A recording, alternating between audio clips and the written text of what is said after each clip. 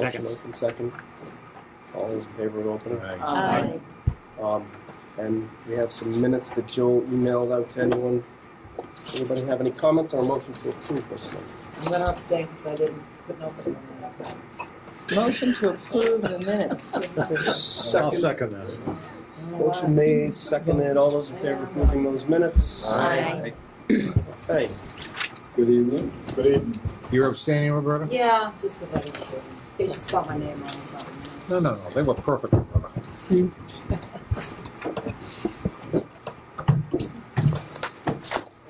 You ready?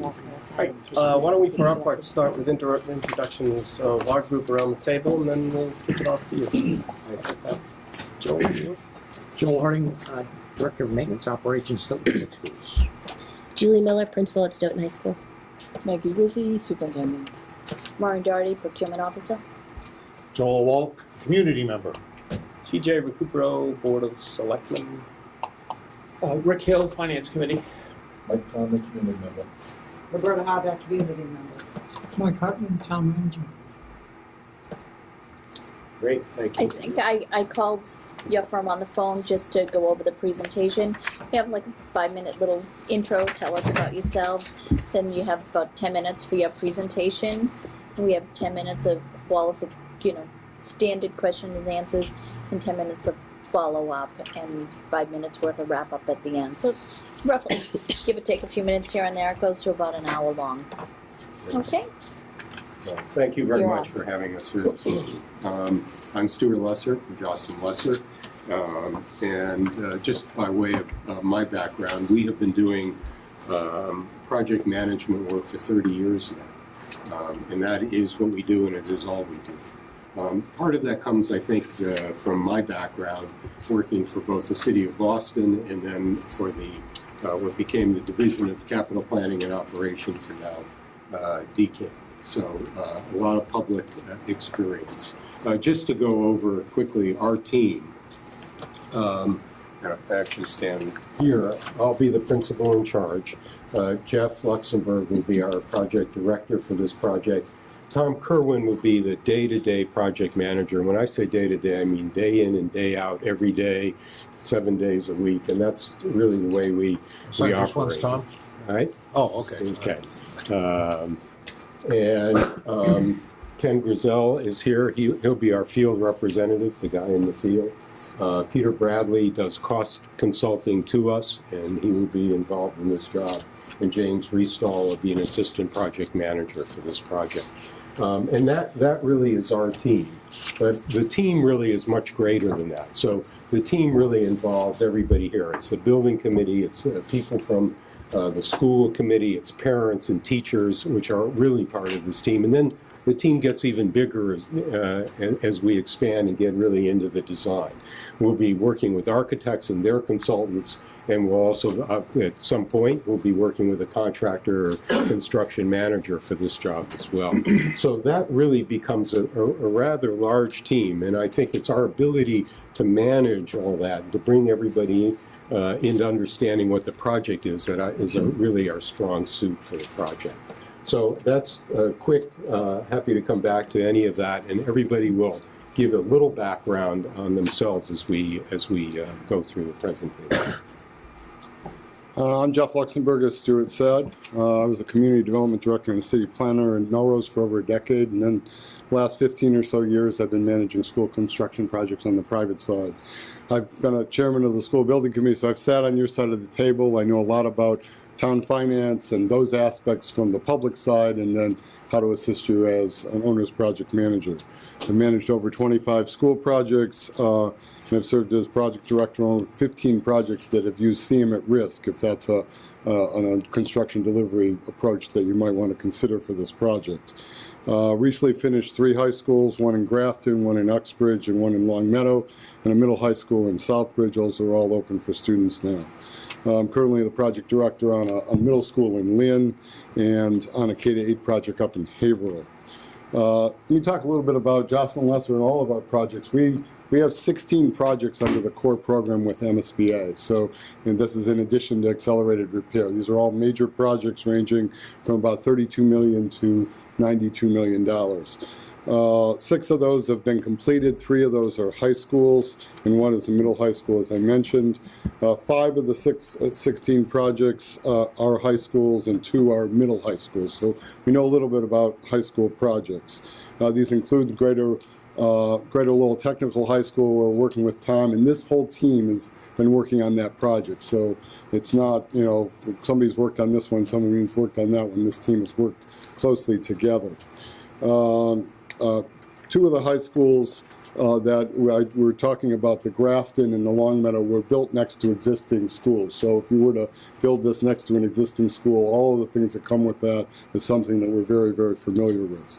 4 of those projects involve renovation, if that's used here. I think more importantly is 100% of these projects have now been approved by the MSBA board for the final phase, full construction. 100% have been approved by the local community through either a debt exclusion or a vote of the city council or whatever was required in all of these communities. So we've never failed to get the votes that were needed, and part of that comes from doing our homework and working with the building committees to get people informed and get people involved. You'll see in the folders, we've given you some samples of some of the brochures we use for public forums, for meetings with abutters. We like to keep people well informed of what's going on, so when those votes come up, there are no surprises, and if there are issues, those issues have been vetted, and people are now on board, and people feel part of the project. That's really part of the Jocelyn Lesser process of getting people involved early. We also have 100% record submitting reports to the MSBA, which is obviously they're a partner in the funding of this, and our scorecard in there is in the folder for your information, along with all the boards we're presenting. At this point, Tom. Good evening, everybody. I'm Tom, be the project manager here. Thanks for having us down tonight. I've been in the construction business for over 30 years. I started out as a contractor in the late 70s, and I ran a small construction company for the later part of the 70s and the 80s. After that, I went to Boston University, and I ran capital construction projects for them, one of which was a pioneering effort called the BU Academy, if you've ever heard of that one. So that's back in the 80s. After a couple of assignments, and with the creation, if you will, of Chapter 193 in the Construction Reform Act, I joined Jocelyn Lesser, and this is now my 9th year. I'm into my 9th year with Jocelyn Lesser. I'm going to talk a little bit about this particular project, but there were 2 things I wanted to mention. Stuart told you a little bit about our team and our background. There are 2 things, though, that I'm not sure really came out in our presentation to you in the book. I just want to mention them. One of them is that in addition to this credentialed, experienced group of construction professionals, and we all have slightly different backgrounds, but together we really cover all the bases. And a lot of the time and experience that we've got into doing projects of this nature. There's sort of another dimension, and I think this counts for a lot with this project here, and that is that we're parents. All of us have raised children or are raising them now.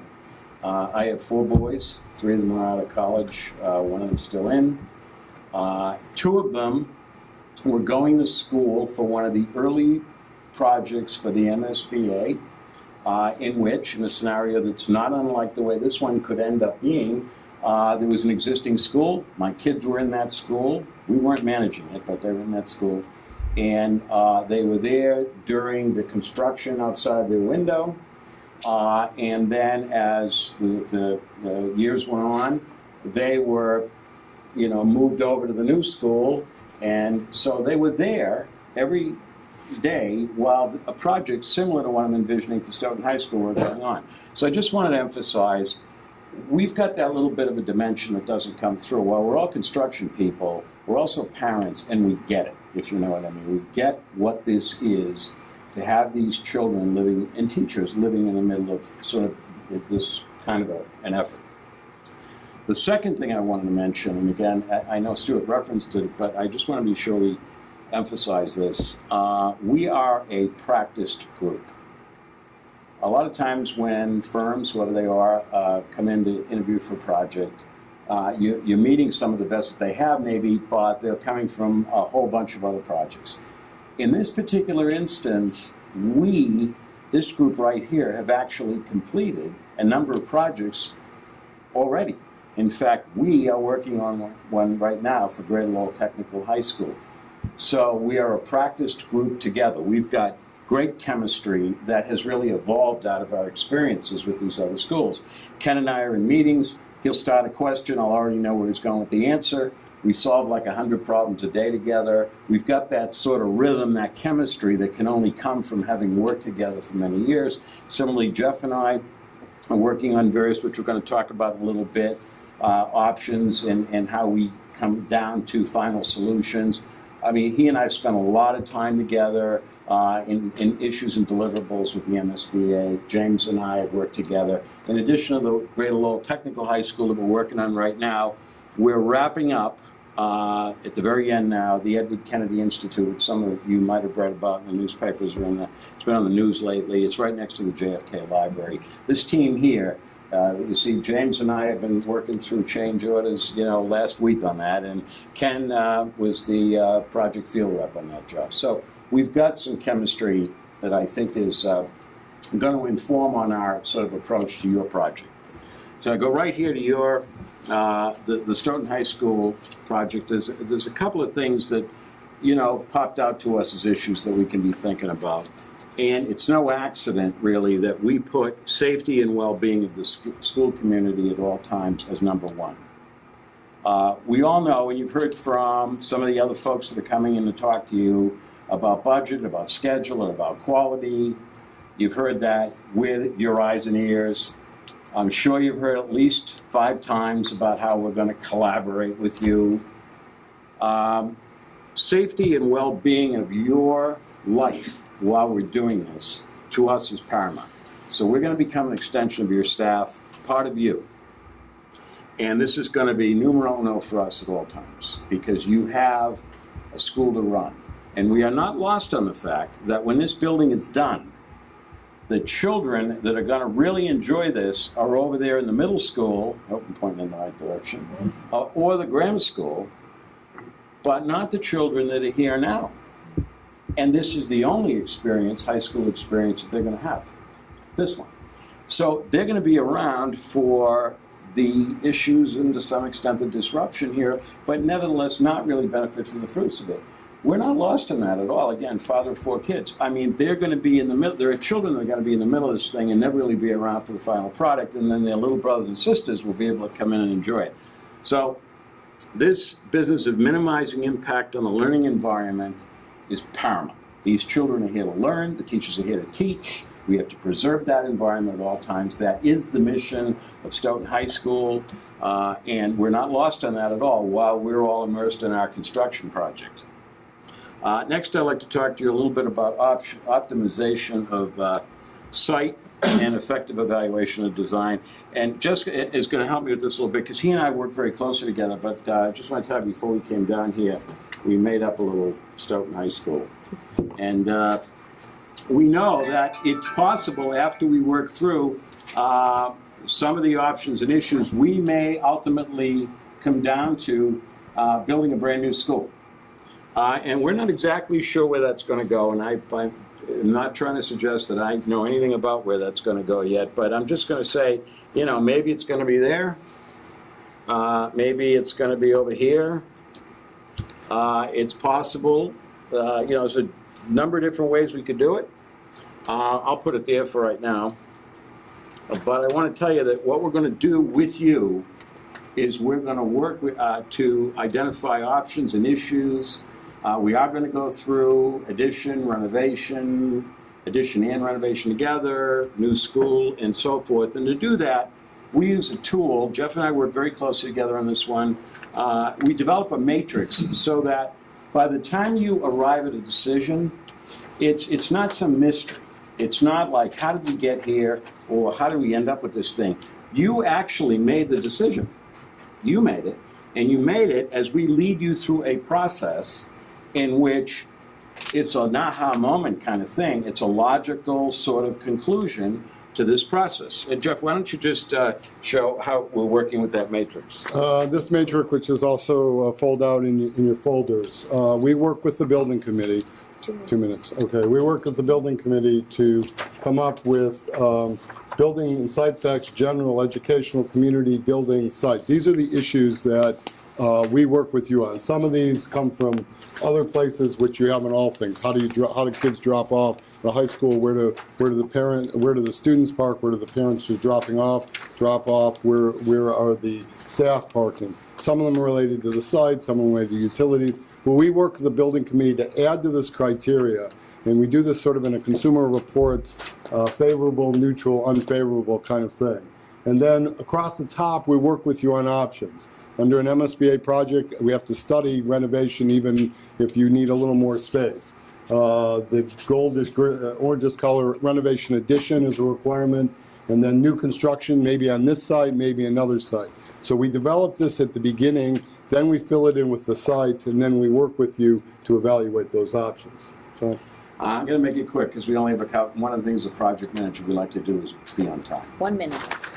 Ken is our field representative. He's going to help us with construction documents and quality management. In Q&A, we'll pick up with Ken a little bit.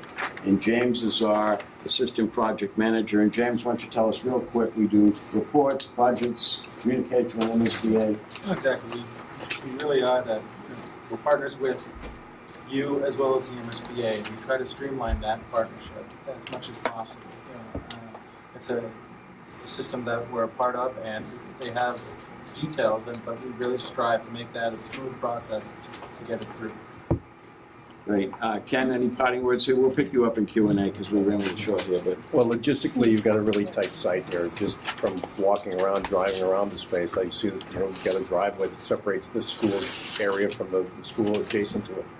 Getting trucks in and out of here, getting people in and out of here, figuring out where all the parking is, and keeping the guys honest about where they're doing that parking is going to be a real job here. I'll be the one who is here on a day-to-day basis, keeping in touch with the staff and the administration to make sure that that doesn't become a sticking point at any part in the contract. Great. So, those series of questions. I'll let you decide which on your team to answer which question. Can we pull up our seats? You don't mind, do you? Sure, not at all.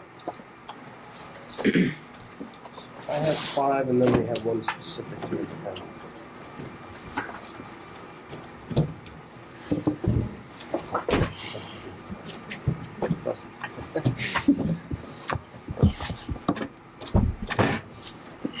It's almost like our first meeting. And Maureen will be watching this all the time. So the OPM's job is to control costs, especially when unanticipated events occur. Give an example of a real situation that you've encountered and how you helped keep the project on budget without sacrificing scope or quality. Who's going to get that one? You want me to take it? you can start. We were doing a project recently, and we had over $1 million of overrun on soil management. I don't think that'll be applicable here, but it's a quick one. And everybody was, soil disposal is incredibly tough in the world we live in. The landfills are in parts out in the west part of the United States and so forth. And people were just anguishing over how are we going to get money out of soil removal? We have a fixed amount of soil to remove, and it's got to go to landfills, and it's toxic, and this, that, and the other thing. We sat around one night, and we said, well, this building is, between the building and the site, almost 100,000 square feet. What would happen if we raised the building 6 inches? And when you do the volume analysis on that, we were able to get all of our money out. This came to us about 9:30 at night. We have a value engineering process. A lot of people use that term broadly. But during the pre-construction part of this effort, when we get the designer on board and we finally arrive at a solution, we're going to have a budget to manage to, and the market is going to be moving up and down on us. And we have to be able to react to the market at that time and also escalate into the future to see, what is the cost. We're talking here in, for argument's sake, 2016 or 15. What's it gonna be in 2017, do we think? And if that's over our budget, how are we gonna get the money out and preserve the quality? This is done a lot of times with little things, and a lot of them together add up to one big thing. But that was just an example in which nobody could figure out how to cut the cost of the soil, so we actually raised the building on the site. Can I ask a qualifier on that? By raising the building, have you just reutilized the soil?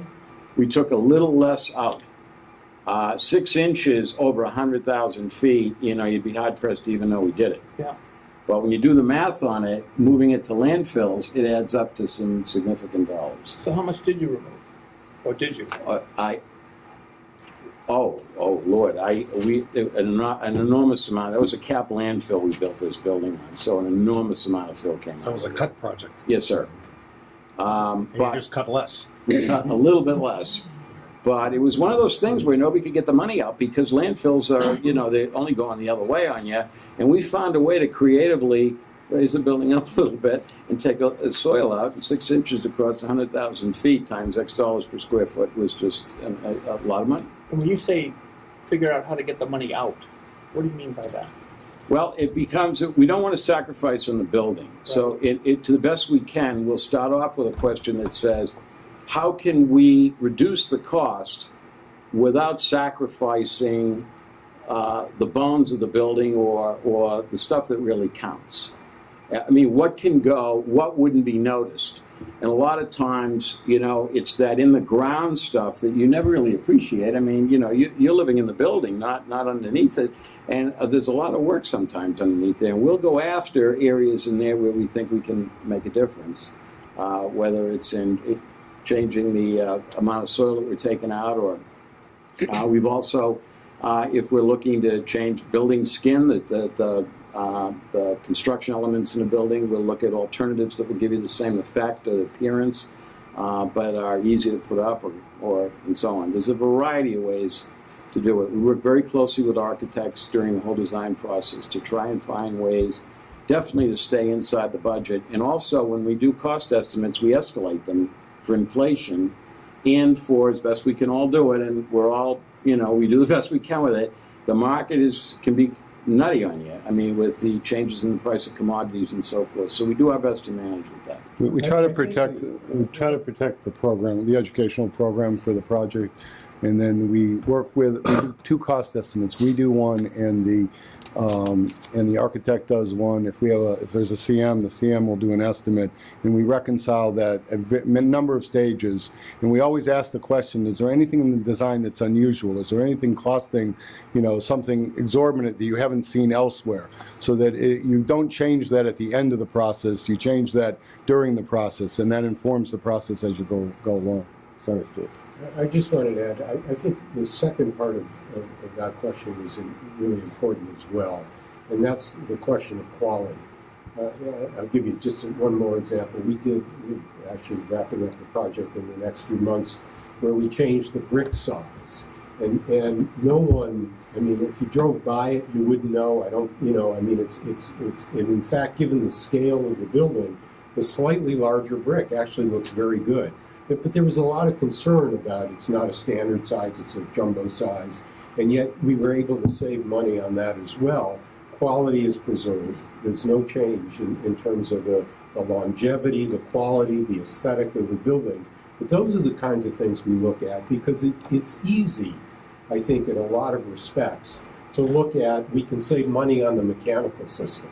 And then people say, you know, rightly so, as we do, well, we save money, but what about the longevity? What about the energy efficiency? What about the way, how the system operates? Those are not places that we want to go, and those are not recommendations we would come to you and say, oh, let's just save some money here. It is the ultimate quality. These buildings have to be built, you know, for 50 years. They have to be buildings that can be maintained. If we make it difficult for you to maintain it, we leave. Right, but you're left with a problem that goes on year in and year out. And so that's not where we would want. As Tom suggested, you know, look at raising the building. No one's going to know. Look at changing the size of the brick. Those are the kinds of things we ought to look at. Yeah, the question behind the question was, you had a spec that said remove X amount of soil, and you decided to leave 6 inches. My concern was, that's contaminated soil? Is that okay? Does that change the compression of the soil? Does that, all those kind of questions. So that's what was driving my Right, no, and of course, we're not building it. We're actually telling the designer, before he writes that spec that you're referring to adjust. So a lot of this effort goes on during the design phase before it ever gets out. Once it gets out and we bought the job in terms of construction documents, then it becomes a change order. At the time to get it out, when we're really trying to manage cost, is in the design. Okay, thanks. Sorry to trip so much of your time on the question. Okay, number 2. How would you resolve any disputes between the owner, designer, and contractor? We could all jump out of that. I'll just start by saying we are the owner, so or we think of ourselves as the owner because we are representatives. When we have a dispute between, let's say, the designer and the contractor, we will always advance or argue for the owner. We typically have breakout meetings, and in many cases we brought people into our office. It really, the nature of the difference, the nature of the argument has a lot to do with how we would resolve it. In some cases we have a problem between an architect who thinks he's inferred or implied something in his drawings, and the contract is saying that's not really there, I'm not interpreting that way. We try and avert or avoid a lot of that before we start. But inevitably, you are going to have issues or times when the architect is going to say, this is what I want. The contractor says, well, your documents don't really say it, or that's not really clear to us. And we will intervene. We will, on behalf of the owner, to tell them which way we think that ought to go. So it depends a little bit on the nature of the argument, but more often than not, we take the owner's position and say, how is the owner going to come out best in this? So what do the owner want? I think it's important to be fair to everybody and understand what people's interests are as well. So again, as Tom said, an architect might have something in mind, but if it's not on the drawings, it's up to us really to say, it's not clear, and there really is a change here, and the contractor is entitled to something. And so we play that role. We're in the mediator, if you will, in all of that. And I think that really is important. And it's also important to make decisions in a timely fashion. So for a contractor, I think in particular, they need to have decisions in a timely fashion. Even if you tell them, no, you're not paying for that, that's better than say, we'll get to that in 6 weeks, and we'll tell you then. And then the job's moved in a very different direction. So making decisions in a timely fashion, we think, is important. Understanding everybody's needs. Right? Is it in the documents? Do we own it? And working closely with everybody. It is a team effort. I always say, we're the project managers and we bring everybody together. But these buildings don't get built without an architect. And the buildings don't get built without a contractor. So if we don't see it that way, if we don't think of ourselves as part of this team, and we're seeing, we're going to fight with them, it's not going to get built. It really is a team effort, that we bring to this, and I think we understand. And we also, when we look for solutions, if we have a problem and it's the architect thought the design should be this and the contractor thought it should be that, moving forward, what can we do to solve it?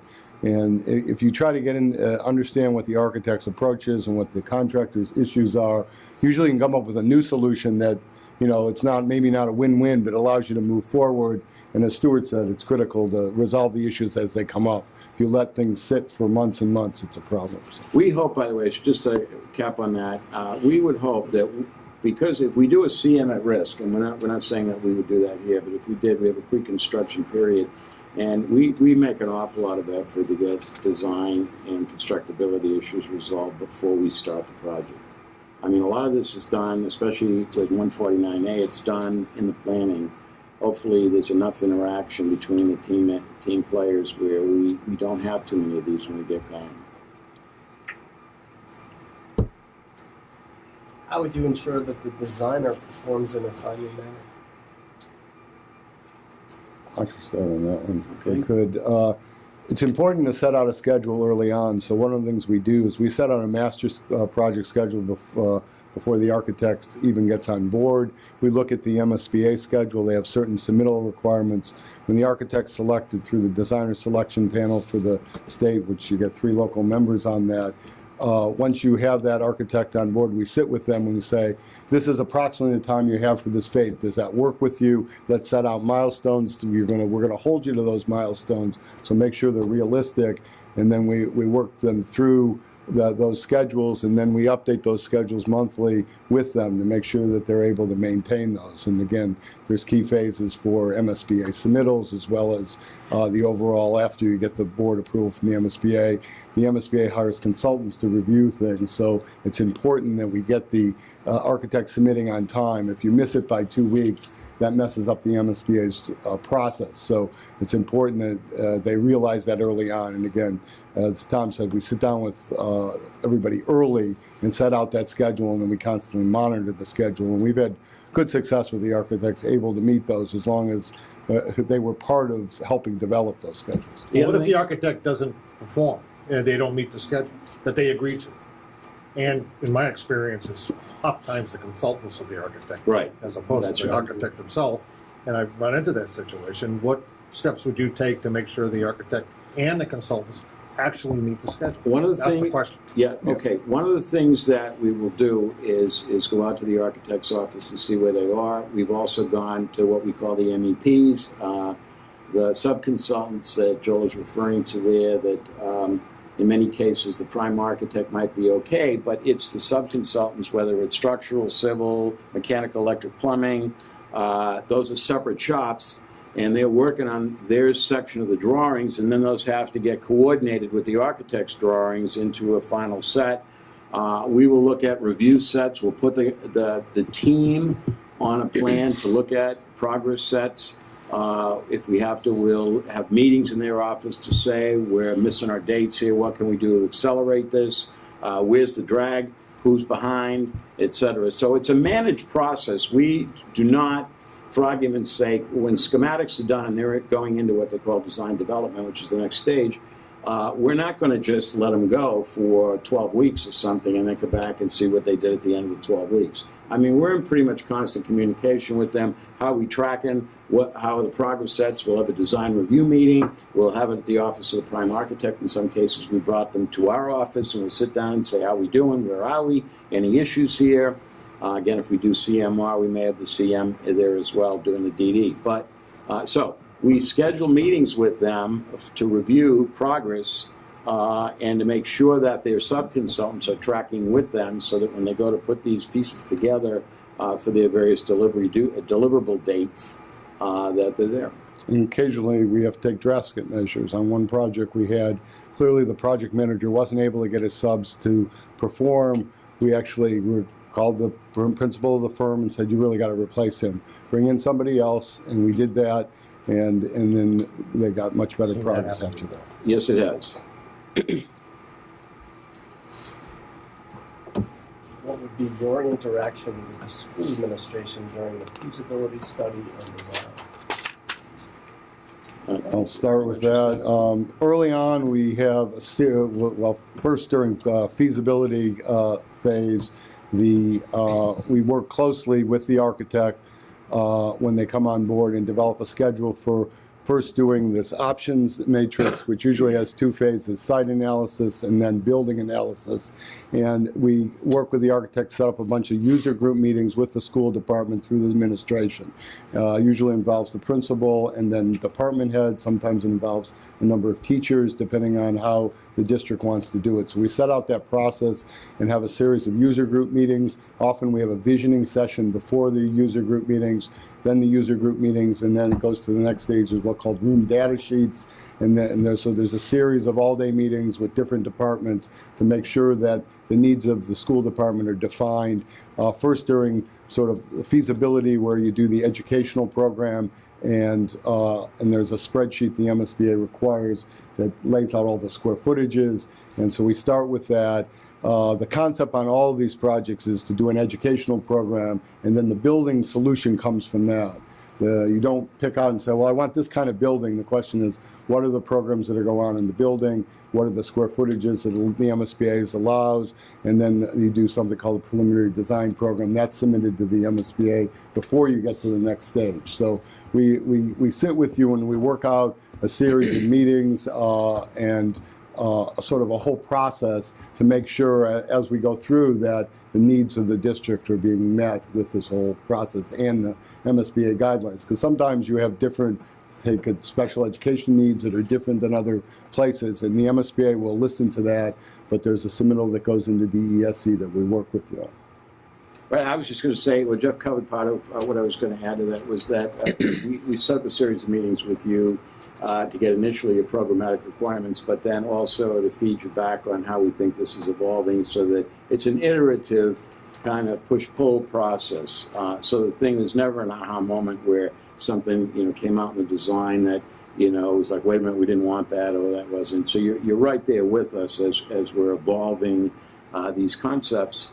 And we're also mindful, too, of making sure that you're aware in the design of what the reimbursability might be or not with the MSBA if something comes up. We might say, well, you can do that, but, that may not be reimbursable from the MSBA. So there's a little bit of, we're not designed to that as such, but that's sort of always in the background to make sure that, because, again, it's part about keeping your total project cost and your project budget intact.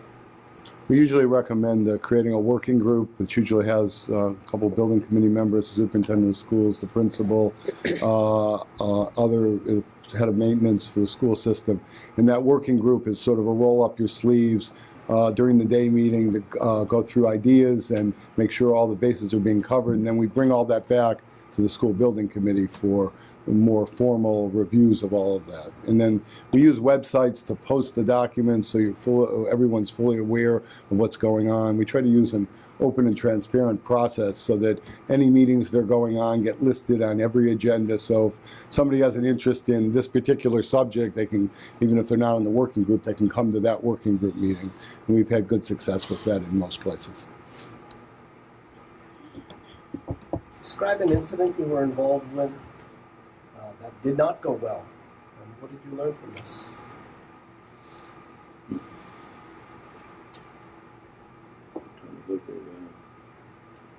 Got a whole bunch. Actually, they didn't have any. That's right. We've had good success, so I don't Actually, had an know. architect tell me that once, and we showed him to the door. I can think of one from a long time ago where we had an issue actually with door hardware. That was a problem that occurred through a submittal process and a substitution. And basically there was, this gets back also to an earlier question about conflicts between architects and contractors that occur sometimes. And we really said, we thought there was some responsibility on both the architect's part and the contractor's part. And we said, we had this meeting, and we said, you guys work it out, and when this is what we need to achieve, and you work it out, and call me when you're done. Left them in the room. About 20 minutes later, they worked it out and took care of it. So sometimes I think it's, some of these things are, you have to know the team you're working with, and again, some people need, it has to be a harder line, a softer line, but you have to work. Everybody's different, and you have to understand, as I said earlier, kind of their needs as well. So I think there are ways to do that sort of thing. I have another one. I just thought of it. It took me a minute to I had to come up with one, but we were removing hazardous material from the existing occupied school. So you have pegboard on the walls, it's transite, we call it. It's been there for years. And we're removing it, but the school's in operation. We also have some, what we refer to, maybe you've heard about it, ACMs, asbestos-containing material, in either the drywall compound or in the flooring and so forth. And this is a highly regulated process. I'm sure in this school you probably had some of it here. But nevertheless, when you think about the children, the parents of the kids, the educators, the teachers, the staff, and so forth, there's a little bit of a, an understandable fear about what's going on with that. And I mean, it's sort of fear of the unknown to a point, but also people are very aware now of these environmental issues that we're reading about them in the paper, watching something on TV. So the sensitivities are pretty high in this stuff. And the school leadership called to say, you guys are doing things right, but we're getting a lot of questions, and people are getting a little tense about this. They really are getting a little nervous about it. And so we huddled on this and we said, we've got to find a way where you don't just tell people, you got to make them know it, or you've got to try and enable their own educational process so that they understand what we're doing. So we set up initially sort of an all-hands meeting, and then we evolved that into office hours. So every week we had an office hours. It was 2:30 in the afternoon on Tuesdays, and it was open door. We'd put the project team, rep from the architect, rep from our office, rep from the builder, rep from the industrial hygienist, in a room, kind of like this, and every day, anybody that wanted in the school to ask a question without notice or whatever could just pop in. Every week, 2:30 in the afternoon. Come in, ask away. Any questions you got, we'll answer them, we'll take notes. If there's something that's on your mind, we'll write it down, we'll get back to somebody, so on. And that went an enormous way towards just quelling fear, if you will, because people were we took the mystery off the thing a little bit, number one, because that was sort of an educational way in which we could sort of, get the people up to speed with what we were doing, how we were doing. But the other thing was, it was a completely open door process where the transparency alone was sort of relaxing to them. They said, we can go in there anytime. Just wait till Tuesday. We'll go in and we'll ask them that question. And I think it went a long way towards just changing the tone of the fear, really. So, when you're coming up on those kind of, I won't call it a milestone, but those kind of issues, do you have a lead-in communication program that lets people know that this is happening, it's coming, we're dealing with it, just to let them know so that it's not you're at that point and then all of a sudden you're trying to get feedback from parents and concerned folks because that's material? Absolutely. We do communication. I didn't quite get to it, but you see it's at the center of our slide here. I mean, communication is really, everything we do here is ultimately, in some way or another, I mean, how are we rolling this out to the community of folks that are living here? This is where you're living during the day, the teachers and the students. And how are we going to let you know? So we set up a website. We'll either do it through your ID department or we can administrate it from our side, but we set up a website, project website. We can have periodic meetings in any kind of a format, and there's lots of different ways to do this, whether it's a town hall meeting or an all-hands meeting. I just told you about the office hours. In different schools, depending on the mix and the makeup and so forth, you might do it a little bit differently. It's what works for you, but we can customize it. And then we have on the website, James is doing them now, we have monthly progress pictures, monthly narrative to say here's what we're doing, frequent questions that have been asked over the last few weeks or months and so forth.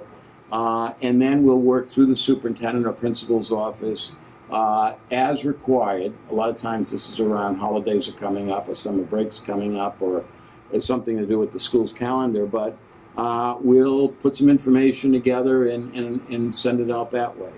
We're very flexible in terms of the means and methods, and God knows there's enough of them available to us now between Twitter, Facebook, websites, newsletters, handouts, leaflets, posters in the lobby, school newspaper, whatever it might be. And we usually will work with the school about what do you think are the best ways to communicate to our various constituencies, and also not only the school community, but these neighbors who are already looking at school buses going down the street up every day, and now we're going to bring trucks on top of that, right? So you may want to talk to the externalities here, the outside folks, the people that live in the neighborhood. So communication is a big one for us. We work very closely with you and spend a lot of time rolling it out and then evolving it. When schools are in next to a lot of houses, we will hold like a butter meetings every other month during construction. So people can come in, ask their questions. We can tell them when steel's going to be delivered, when there's going to be dust, when there's, what we're doing to do to mitigate the dust, and those kinds of things. So that's part of the process during construction.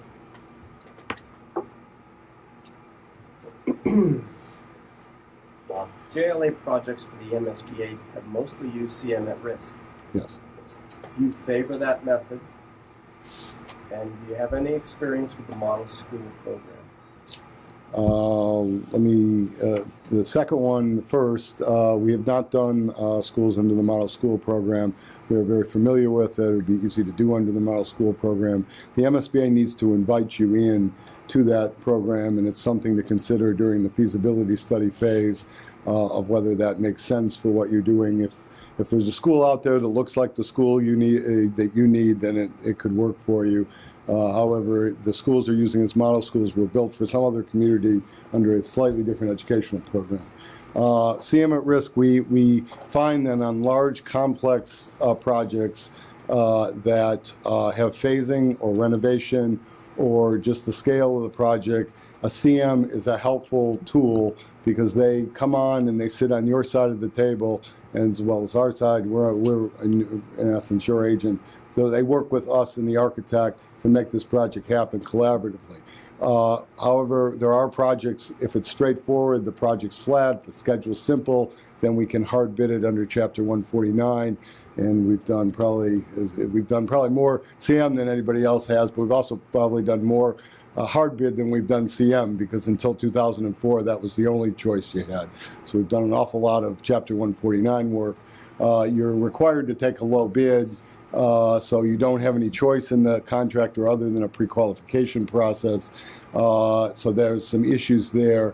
Even with CM at risk, you're still using a low bid for the subcontractors through a pre-qualification process. But we would give you the pros and cons of each method as you think about what your plan's going to be. So if it was phased construction, it might be one thing. If it's new construction, something else. And the decision to use one delivery method versus another is somewhat situational. It really is. It'll come out during the programming and the feasibility. We'll start to get to know you. We'll see what's really on your mind. When you have schedule, you want to fast track a project, which means get some part of it, the early part of it started while you're still developing the latter part of the design, the finishes, for argument's sake, or whatever. That might be an argument for CMR. Another one would be if you had certain schedule constraints and you wanted to fast track it. There are arguments up and down on this, and I don't know that there's any compelling argument one way or the other that when you buy it, $149, you buy it for a price and you fix the price and you can sleep at night because you know what it is. There are certain builders that won't work for you under $149. They just won't participate. See, construction managers out there. There's another argument that says, though, that if you buy it, you know what the number is. There's a little bit of less flexibility. However, if you're fully designed and it's a brand new building and you know what your schedule is, why not? Some say there's a premium to doing CMR. Others say you can manipulate the design while you're in pre-construction and take money out and sort of calibrate the final outcome that way. So as Jeff says, we've done probably more CM at risk than any of our competitors, if you will, but there are reasons to do it. It's a consultative discussion. I mean, we really go through with you to say, here are all the reasons why you would and you wouldn't, and what do you all think about it? And we'll sort of work it out together, because there are arguments both ways on it. There really are. Could I just ask a follow-up on that? You had mentioned that you're forced to take the low bid. Now, I've been around construction projects for a couple of years or so. Have you ever done your due diligence when you have a questionable GC that comes in? And I know there are a few that are out there. What if in your professional experience you felt this is just a nightmare, a train wreck ready to happen? We don't qualify them. We don't qualify. But even if you didn't say, they got through the qualification, something changed from the beginning of pre-qual to the end of pre-qual. If something changed, you can. If something changed, you have a right to go back on the qualifications. So And how would you do that now if they were the low bid? You go, they have to be the lowest responsible bidder. You do an evaluation of whether they're still a responsible bidder. So if something has changed from If the there's a time, material adverse change. then you can justify. I've thrown out low bidders before, and because they won't either, well, before pre-qual, I threw out low bidders because you'd evaluate each one individually. Now you pre-qual them ahead of time, and if you pre-qualify them, it's a little bit harder, but if something has changed, then you could throw them out. At the end of the day, You have every right. I mean, I believe strongly in this, and in fact, all of this sort of pre-qualification comes out of something I did many, many years ago, which was when I worked for the state, I threw out, it was the first person to throw out a low bidder.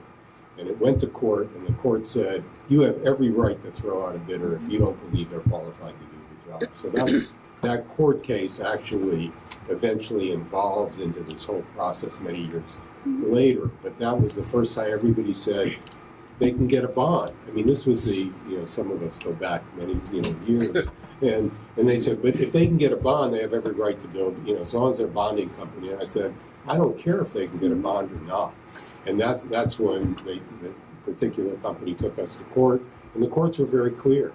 They said, you should be clear about why you've rejected them. But other than that, you have every right to do it. So I feel strongly about that. We've also set up a very detailed process for pre-qualification, whether it's Chapter 149 or CM at risk. So we review all the subcontractors. We have a huge database because most of the subcontractors are the same from project to project. We've reviewed them. We've gotten financials from all of them. And so we and use some of that you are in database on that. You're part of the selection committee, right? So you're there with us when we're doing this. We were So one of the first towns to ever do pre-qualification. So I still remember those. A wonderful experience. It is a long process. So. Mary Caitlin McSally. Questions from the committee? Oh, Yep. Can I go? Go ahead. yes. Thank you. That's the Julie question. What programs, excuse me, I have a little bit of a cold. What programs, if any, have you developed with school departments to involve students in the construction and design phases? we right now, of course, we're at a vocational technical high school, so that makes it a little bit easier. But we work with the school. We think that while this is going on, it should be a learning experience for the children, and inevitably, some kids are going to get inspired by what's happening and take an interest in it, and it's a living thing going on right outside their window, if you will. And so we have, and there's a lot of different ways to do it. Depends on the school's flexibility, but we have little lunch and learn kind of things, or we have things in the afternoon for the kids. We went so far as to, with the school's permission, we had a couple of interns working during the summer weeks. A couple of seniors that were, or juniors that were going to be seniors, actually work on the job as interns. But if there's, we'll set up presentations where we can come in and go, we wanted to show you a little bit about what we're going to be doing over the next month, and we take them through a part of the process and let them ask questions and so forth. And if we have to, we can set up site visits. So again, it's situational. It depends on how far away the project is or whether or not it's feasible. But there's absolutely a willingness, and we've done it on numbers of occasions, to use this as a learning experience for the kids. And we always joke to ourselves, to the builders, you're talking to possible future employees here. I mean, you know, so in a way, you inspire the children to come out and sort of get into a little bit. And so some of it can be done right here after school, you know, for half an hour. We can come into a class if you want us to do that. You have to let us know that you want us to do that, but we can arrange to do that. And then, as I said, there's different ways to have little breakout things. We were doing a gymnasium, and they wanted to get the griffins and the logo straight, and we let some of the kids get involved in the graphic stuff for the gymnasium. You know, and so there's a lot of different ways to do it. The question becomes, as we're building this thing, designing and building this thing, really, what are the learning opportunities at any step of the way? And then we sort of communicate with you about that, and if you see a way that we can bring in the students, then we're happy to do it. And you'll find, too, that the builders are. They love that. I mean, it's a lot of fun, too.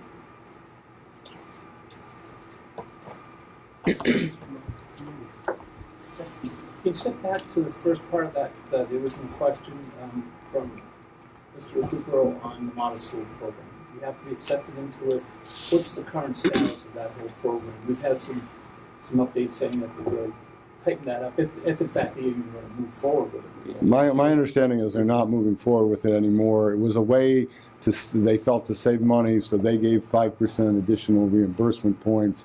And as they got into it, that was 5% that, that they were giving up, and I don't think at the end they felt that it was saving that much. As time moved on and the process got more efficient, and they felt that the costs were being more efficient. So at one point there was a big push on that. There doesn't seem to be as much push on that now, but again, we can look at that. But the idea would be that a building, I think what they found is a lot of the buildings that were designed for community, one of the first one was Whitman Hanson High School that Tom was talking about a little while ago.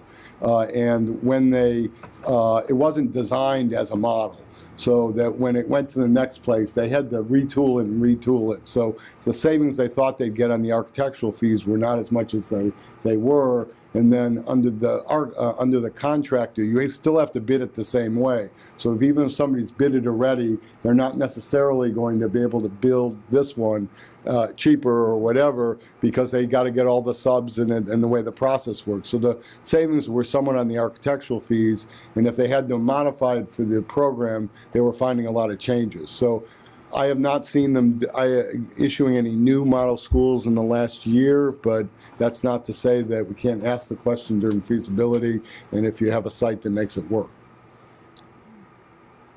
So if they're not going to do the model schools per se, what are the other incentives in there that will help us manage costs down? For example, You've got 2% for green schools. You've got 1% for CM at risk if you want to go with CM at risk. That was another reason a lot of people are doing CM at risk.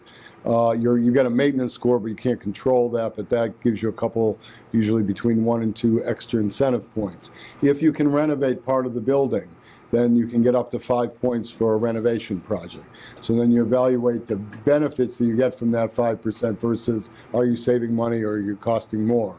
And in this building, given the time and the structure, there may be some possibilities here that you could look at, and that would be part of the feasibility study. Any questions? I have a question that I've asked the prior candidates before us, and maybe they'll interest me. So, in your presentation, I assume you did some research on the town, our schools, and everything else specific to the town of Stoughton. What can you tell us about our town and our project as we look ahead? I'm kind of familiar with this area a little bit. I only live up Route 138 in Milton, but you basically just right up near Curry College. One of the things that I think is an exciting opportunity, but also when we're doing the work, is sort of a consideration, is that you've got 3 schools here. You've got the grammar school, the middle school, and the high school, all in the same general area, you've got a neighborhood too. And so, in my mind, as I drove around here a few days ago, which on Saturday morning, I think it was this past Saturday, I drove down here just to sort of refamiliarize myself a little bit, and I'm thinking, we can certainly do this. This will be a fun project, but it was not lost to me that you're in the middle of a neighborhood and you've got 2 other schools. And I go back to this thing I started with, which was preserving the quality of life of the children in the school while the project is going on. So I also looked at some of the notes leading up to the MSBA's giving you your design enrollments and so forth and so on. And I know there's at least some discussion going on about whether or not there's any way to reuse the existing building, or is this the best and highest use of funds, or should we build a new building? And so we know that that's out there. As Jeff said, we've had approvals all along here. We've never missed one. So we know in any community this is a big undertaking. And there's always going to be competing interests wherever you are. So that also came through to me. I know I from what little I could glean from looking at some of the prior local newspaper articles and so forth, there's some discussion about, how big is this going to be, how expensive it's going to be, couldn't you renovate it, we've got money to spend in other places and so forth, which frankly is not an unfamiliar discussion to us. I mean, it comes up in most communities. I'd like to add just one point. We can do our research, and we can look at some of the materials you sent out. But there's so much we don't know, to be perfectly honest. And my view is it's important for us to roll up our sleeves and really get to know you. This is a long-term relationship. And I think we never like to make too many assumptions. So when I actually, many years ago, as a young architect, I used to enter a number of competitions. And when you enter a competition, you don't have a client. You don't have anyone to talk to. So you only talk to your own team. And by that, so you're working on these things. You understand. You think you understand. But here we really mean to understand. And the only way we can really do that is working with you. So yes, you're right. We can look at your websites, and we can look at the information you've given us and try to understand. But until we, as I said, until we roll up our sleeves, there's so much we really will learn when we do that. And that's just the work, and that's the work we love to do. So I think that's important for us. Maureen has a question. I have two questions. Two questions. Are you available on January 12th in the event that you're chosen to go to the MSBA? And would you sign the contract? Yes and yes. Okay. Those are the easy ones. Unless we have no other questions from the board, you can give us a summary of the closing argument. Closing argument. In the spirit of lawyers. I was once a young architect, never a young lawyer. So You have about 2 minutes, minute and a half, because we're over time now. and that's first and foremost, thank you for having us here this evening. And this is a tremendously exciting project. I think you can tell from all of us we're, wanting to get right into the details of it and think about how it's going to work and how this school is going to work with the existing schools and, all the options that are going to be open to all of us as we go through the process. As we said, we've done a lot of projects with the MSBA, so we have extensive experience. It's a paperwork-driven process, but we understand it. We know what their needs are. Our focus really is on the public sector. We have done a lot of this. Again, it comes. Jeff and I actually both worked for DCPO at different times. We didn't know each other there, but turns out we were both there. So we come out of a lot of us come out of the public sector. You saw our matrix as for decision making. We work with you on that. All those decisions, all the categories we work with you on, but it does give us something to track and gives us something that we can say, here's how we've arrived at this decision, which I think is important. We've done both CM at risk. We have a lot of experiences, as you've noticed, and we've done a lot of 149 projects. Again, up until some years ago, it was all 149. It used to be a one time everybody called us about 149 just because of our public sector experience, and we're happy to answer questions from whether it was cities or towns or other architects or contractors, because we knew so much about it. We still do. We've worked on a lot of schools recently. We know what's happening in the marketplace in terms of these things. We've taken people to other schools, ours and others, ones that, and I think that's important to see what other people are doing out there. I think that's a key to helping you make decisions about what are people thinking about in terms of schools today. And we've done bus tours. We do a lot of that. Our projects, you coming back right from your first question about budget and schedule. The budget and schedule, while we think is important, we think that's entry level. If we can't turn out projects on budget and schedule, you really kind of want to be in a different business. But we think in addition to that, it's understanding the long range operation of this. It's not just getting on budget. As I said earlier, I can tell you how to get on budget. reduce the quality of the mechanical system, I can save you a ton of money. It's nothing we're ever going to want to do, because we understand when we're gone, the building has to be maintained, it has to run, it has to be efficient. All those are important things. And again, I hope you could tell from our presentation tonight that our attention to detail, our wanting to work with you and be part of your team. And as I said, it really is a team effort. So we thank you again. I appreciate it. Thank you. Thank you. Thank you. Welcome. What we've been doing, and we'll do it again here, is we'll introduce ourselves around the table and then ask you to do the same, after which you can give your presentation of... It's about 10 minutes. It's like a 5-minute introduction. And I know we've started a couple minutes late. A 5-minute introduction around the table, 10 minutes for your presentation, then 10 minutes Q&A. Then we have an informal session of Q&A, and then the 5-minute wrap up.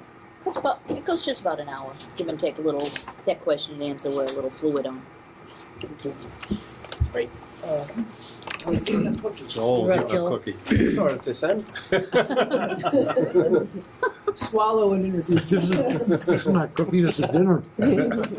Just start. Why don't you start? Yeah. Want me to start? I'm Mike Hartman, town manager. Roberta Hardback, community rep. Mike Conlon, community manager. Rick Hill, Finance Committee. TJ Recupero, Board of Selectmen. I'm Joel Walk. I'm a community representative. Community representative. It's getting too late. It was the sugar and the cookies. Maureen Doherty, procurement officer. Meg Wizzy, superintendent of schools. Julie Miller, principal of Stoughton High School. And Joel Harding, director of maintenance operations for the Stoughton Schools. I'm Dale Caldwell. I'll be the project exec on the team. Mike Morrison, I'm the assistant project manager. Dan Tavares, I'd be the project manager. Dan Lanaville, logistics specialist. Bill Fryer, the Curricular Works project representative. Ready? Good to you. Okay, well, first of all, thank you. This is a great opportunity for us. Hopefully you can see a lot of time and effort went into this, and feel free to ask questions. We find that if there's something you want, or just interrupt us. But on the cover sheet, there's 3 things here we want to kind of go over in our 10 minutes, and hopefully thereafter is the right team. We feel we have the right team here, a lot of experience. We'll go over that in a little bit. The right scope and budget. Again, I'm going to turn this over to Dan. He's going to be your point person on this project. But the right scope and budget will make a successful project. And the last thing is really the community outreach and getting to So we've got a great job of dealing with the support with the community. Again, we want to make sure we can educate them as we go. The firm overview, just real quick. Again, you know who we are. We've worked over 22 districts with the MSBA. 5 years we've been involved with them. Skanska as a company, we do everything in-house. So if you look over here on the right-hand side, in-house resources, estimating. We have full MEP engineers, mechanical, electrical, plumbing. We use them too for peer review. As we go through the project, we'll ask them to take a look at a second opinion. And again, we have a lot of experience. I know we want to go over that. In-house resources, again, on page 3, the team's on the left-hand side. You can see all our services again. I'm sure you're aware what we do. Down the bottom right-hand side, safety, permitting. We have specialists that will help us through this project on an as-needed basis. So again, they'll come in, and everything's filtered through Dan. So you work with one person from Skanska. We're all here to support Dan. So again, key personnel. Like I said, I'm the exec. Dan is going to be your lead. He's a registered architect, so it's always good to have an architect on the team. A lot of feedback we get. He's always doing a peer review of the drawings, and we'll talk a little bit about that. He's also been on a school committee, so understands on this side of the table, if you will. Actually, on a building committee. The building committee. Yeah, building committee in my town. Bill Fryer is over there, again, site rep. He'll be the guy on day-to-day, seeing these guys. We actually have a monthly report here that Bill puts together every month for the MSBA. He's also a pilot, so if you see any aerials in here, that's his flying in the airplane, taking pictures of the job as we go through it. Mike Morrison. Mike actually worked for the MSBA as a co-op, so right out of school we hired him. So again, he's here to help Dan. And Dan, Bill, and Mike have been working on the same job for about 3 years now, so we know each other really well. And then last but not least, Mr. Lanville. Dan, he was actually on the construction side of Skanska. We recruited him over. All of us are 100% OPM, so all we do. And again, Dan, specialty in the logistics and scheduling. We'll get more into that as we go. And again, just over here on the right-hand side, we have Joe Clarmo, Chief Estimator, Norm, Environmental, Scheduling. So we just have a name with the faces.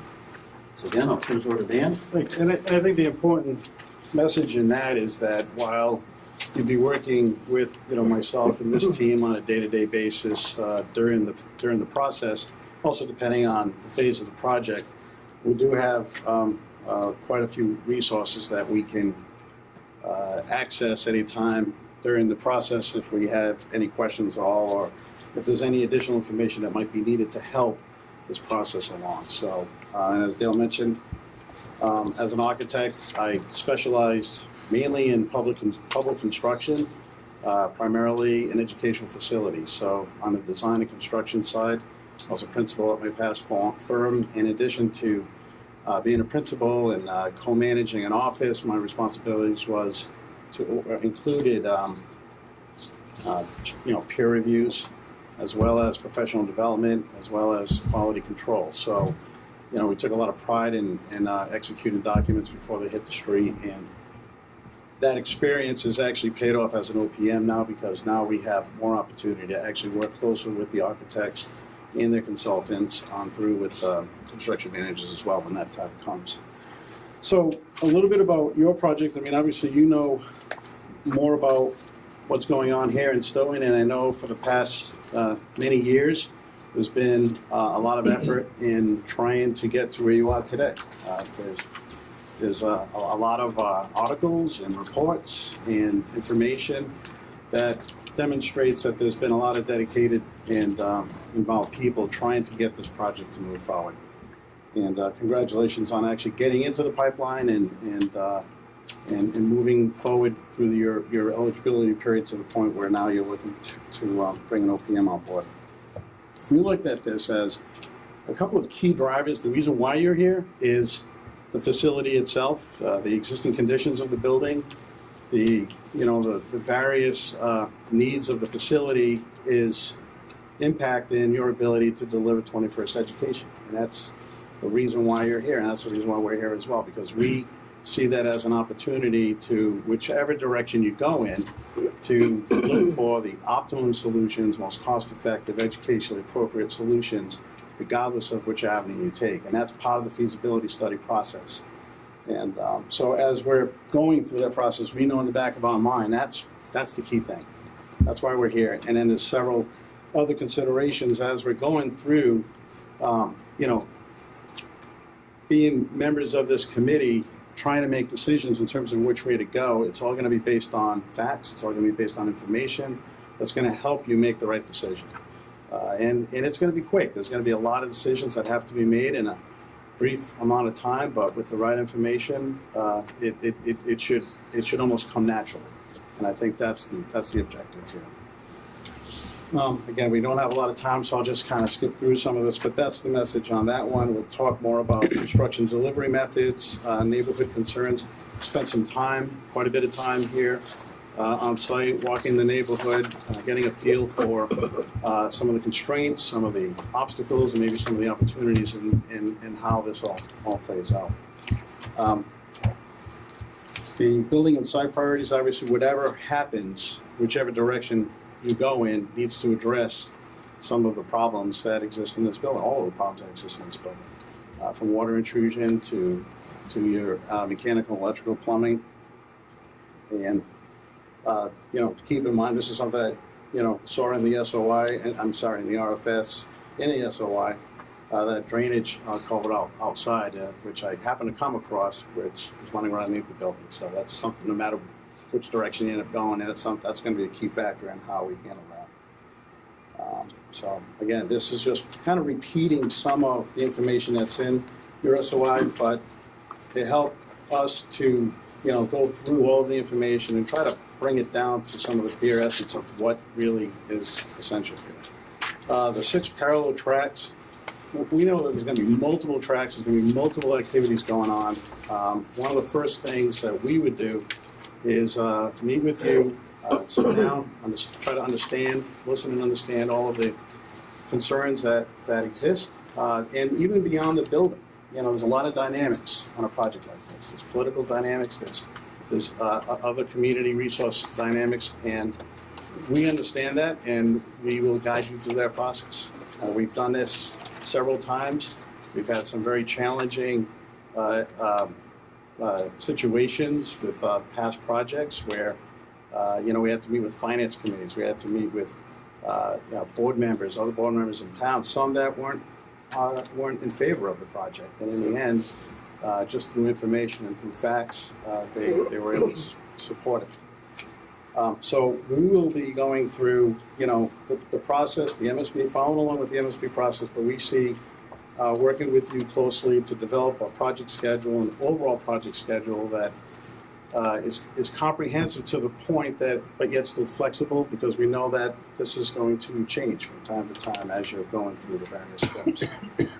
And while that's happening, the educational program is being developed.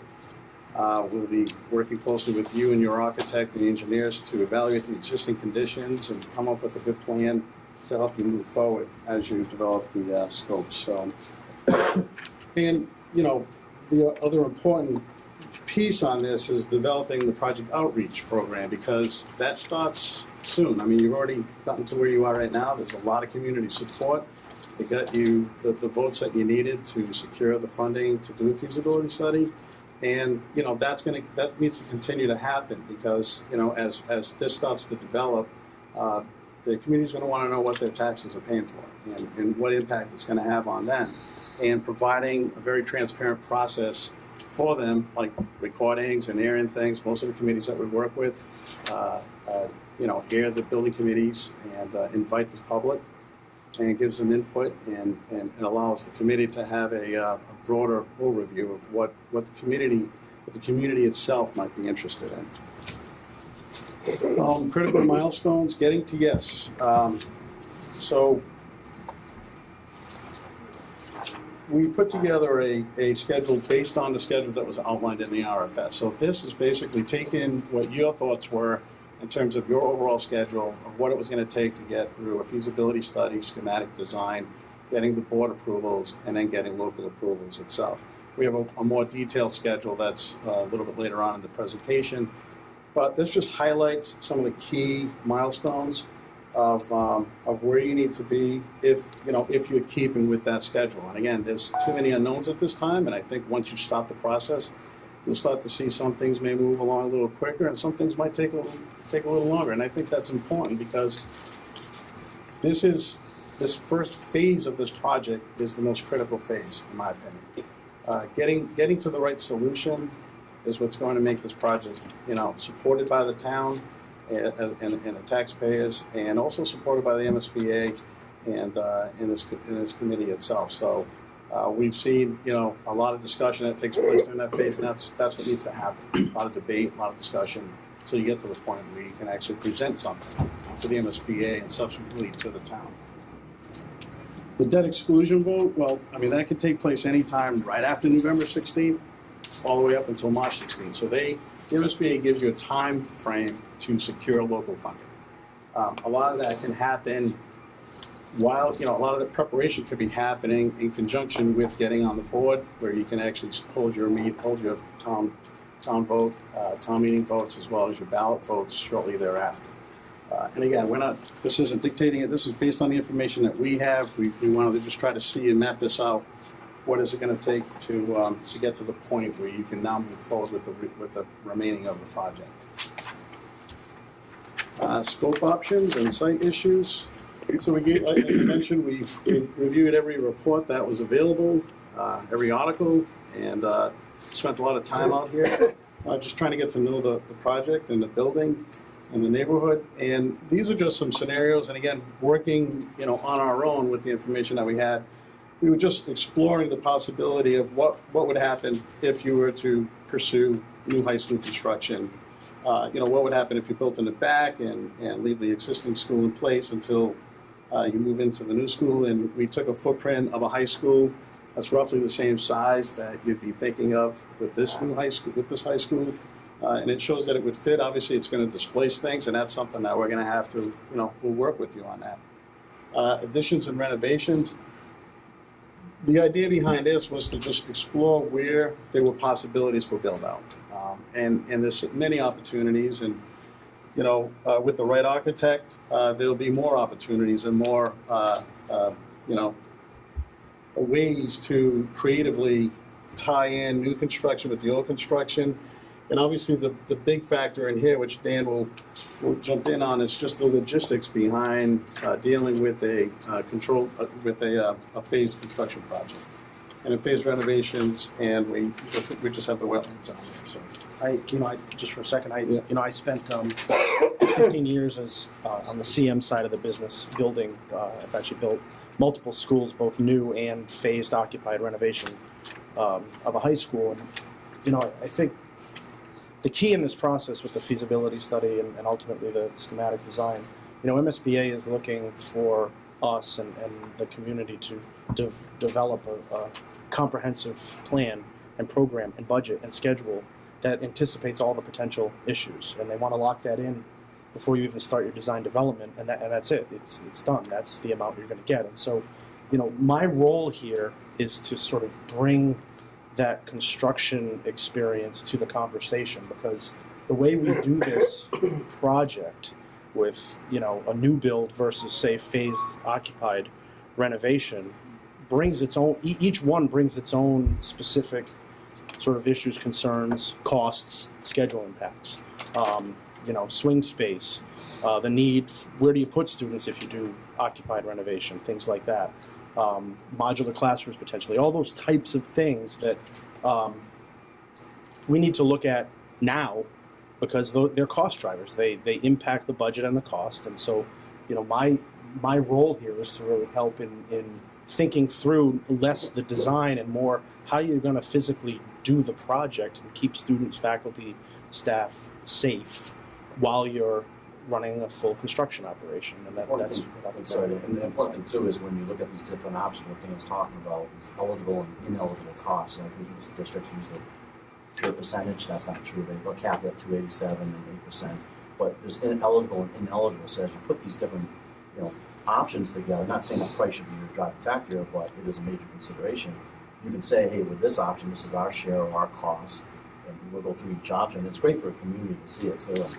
And I think just with community outreach, just building trust with them, so if they know a place they can go, get the information, like Dan said, just show them stuff like this that we really thought through it with the design team. Right, our role through this whole process is to get you guys the best information possible in a format that everyone can understand and everyone can access, so that as you guys going through this process and making these decisions, you're able to make the best decision, and so are the people in town. So that's something that we're constantly doing through every phase, but it's even more crucial here as we try to get this schematic design the preferred option. So it seems that we might have run out of time. We still have like 5 more slides to get through, but if you want to go back to your format, we can go to your format and maybe Well, I think that keeps it fair for everybody, Sure. because I cut off everybody. It is roughly between the introductions and your presentation, it's about 15 minutes, so. Okay. And a lot of the information that's in here is really for you to take away with you in terms of the budget, the schedule, and some of the other factors, but maybe some of these will address some of the questions that you may have anyway. So I'll be delivering your questions. I'll leave it to you to decide who's going to answer. And the first 5 are the same that we've asked everyone, and then there's one specific to your firm.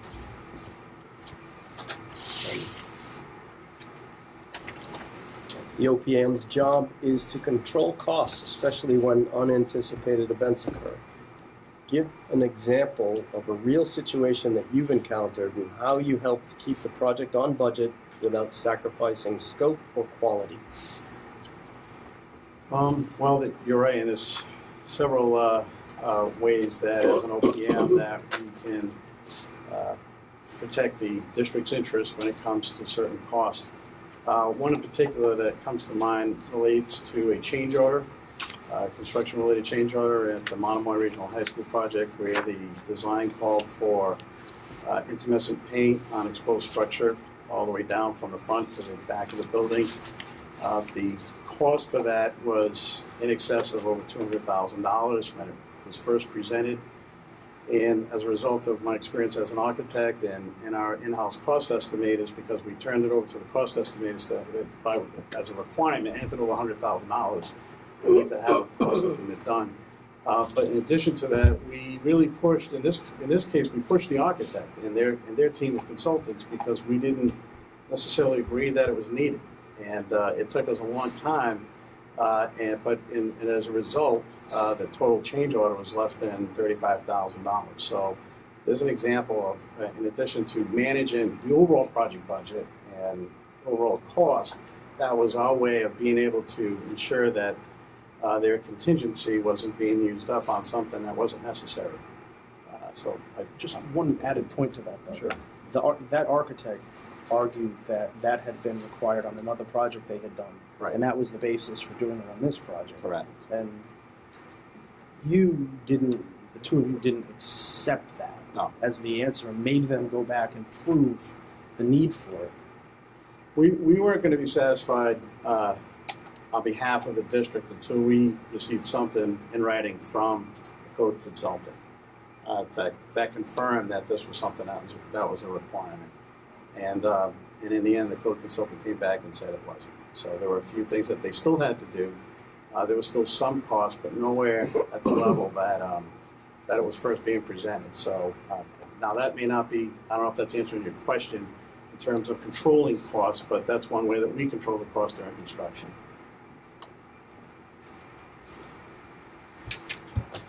How would you resolve any disputes between the owner, designer, and contractor? Yeah, there's disputes in construction. So we deal with it all the time. And as the OPM, we provide a pretty objective, independent view on this, and we're always working in the best interest of the district as well as the MSBA.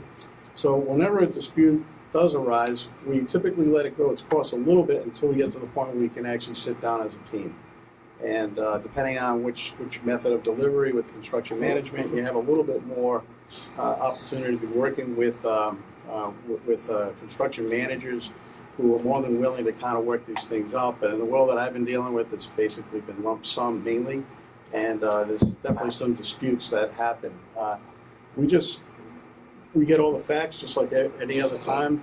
We push it, we sit down, we discuss it until we all walk away feeling comfortable with it, and then we make that recommendation to the owner. On most of these projects, some of these committees are over 20 people, and they assign like a subcommittee that just deals with construction-related issues. So what we typically like to do is we keep them fully informed, but we like to kind of fight their battles behind the doors and see where that all comes, and then we bring it back to them to see if they're in agreement with it, and if not, then we have another meeting, and this time it includes the owner. So it's going to happen. There will definitely be disputes, but I think we just do our part to make sure that the owner in the end is getting what they need and they're not being taken advantage of. Because that's usually what the dispute is. It's not shown in the drawings, it is shown in the drawings, it's a coordination thing, we don't own it. So it's typically the contractor doesn't want to do something they feel they don't own. Those are typically the disputes that we have, but we've had a few. How would you ensure that the designer performs in a timely manner? I want to hear this. Well, I think that's been one of the biggest challenges for me, crossing over from the architect side to the OPM side, holding the architects accountable, because I know what they should be doing and when they should be doing it, and it's just a matter of holding them accountable. And we push the architect as much as we push the contractor on things. I think we hold to a schedule and we push them to meet that schedule. And when they're not meeting that schedule, we hold them accountable. We bring this to the attention of the committee. And again, it's not to make anybody look bad. The whole idea here is that we're all in this together. We're all trying to make this a success. But it is our job to make sure that everyone is working in unison with the ultimate goal of delivering the services that's expected. That's what's being I paid think for. the one thing that comes to mind for me is, and why I think we work together well as a team is, you know, Dan, probably more than anyone I've worked with, because his role as an architect, he knows what architects can do. So it's hard for an architect to argue, you know, I can't get that done in a week, or I can't get that done in a month, or whatever it is, or, you know, that costs more. I mean, he knows what it takes. He knows how it gets done. He knows how long things take. And so he's very good at making those points to designers and saying, no, it doesn't take 2 months, it takes 2 weeks. You know, and then when we get to construction phase and construction hiring, you know, contractors and CMs, and, you know, now I know how CMs work and where they put the money and where they, you know, how they budget things, and we can have that same conversation. I think that's what actually makes the team work, is this sort of in-depth knowledge, having done what they do and how to manage it. Dan, it's been my experience that usually when an architect falls behind, it's more than likely has to do with his sub-consultants than it does with the architect himself. So how would you approach it from that regard? Well, I mean, we typically try to plan these projects out where we would know sooner rather than later that someone is slipping behind. And by that, we could tell just by what they submit. This is, you know, basically when they're submitting what's supposed to be schematic design level or 50% set of construction documents, and we look at it and they look like they're more like 20% construction documents, that's when we know they're falling behind. And then we just, again, we bring it to their attention, we sit down with them, ask them why they're falling behind, what the recourse is to make up for the time, because we know if you're not keeping up at the time that it's needed, you're only going to crunch at the end, and at the end is not the time you want to be doing that. That's when mistakes are going to be made. That's when things are going to be forgotten. And to me, it's just staying on top of it, just staying on top of it and pushing it all along. And the other thing that I learned too, coming over onto the OPM side, is obviously not every architect works like every other architect, just like not every contractor or OPM are going to work that way. It really comes down to the team. It comes down to the mindset of the company themselves. You know, we know what we're dealing with on one project, and we have that to compare it to on another project. You know, we know it can be done. They're doing it. Why aren't you doing it? So, I mean, there's a certain level of understanding. I think if we smell something sort of brewing at the sub-consultant level, and I've done this on numerous occasions, you know, I'll ask the architect to set up a meeting with the two. It's usually, it's falling behind, but it's also oftentimes a lack of coordination, lack of direction. And I've personally asked the designer to bring in the two sub-consultant, landscape architect and civil engineer, as an example, and sit in a room and give us the opportunity to say, we believe that this is not done properly, and hear it from the owner or the owner's representative to add a level of importance to the conversation. So it's very similar to just, we treat the architect and all the consultants as one big entity. And obviously I think it's created some discussions when, you know, I'm looking at engineering drawings and calling them on a few things as well. So they don't always like it, but I think that's the responsibility that we have to ensure that you're getting what you need, what you're paying for. Thank you. Excuse me. What would be your interaction with the school administration during the feasibility study and design? Well, we would be working very closely with the school administration. One of the first driving factors in this process is developing a sound educational program and a space needs study. Our job is to work with the committee, work with the administration, hold as many meetings as necessary until folks feel comfortable with the progress and the status of where they are with that. And I think you would find that we're constantly communicating. We're always accessible.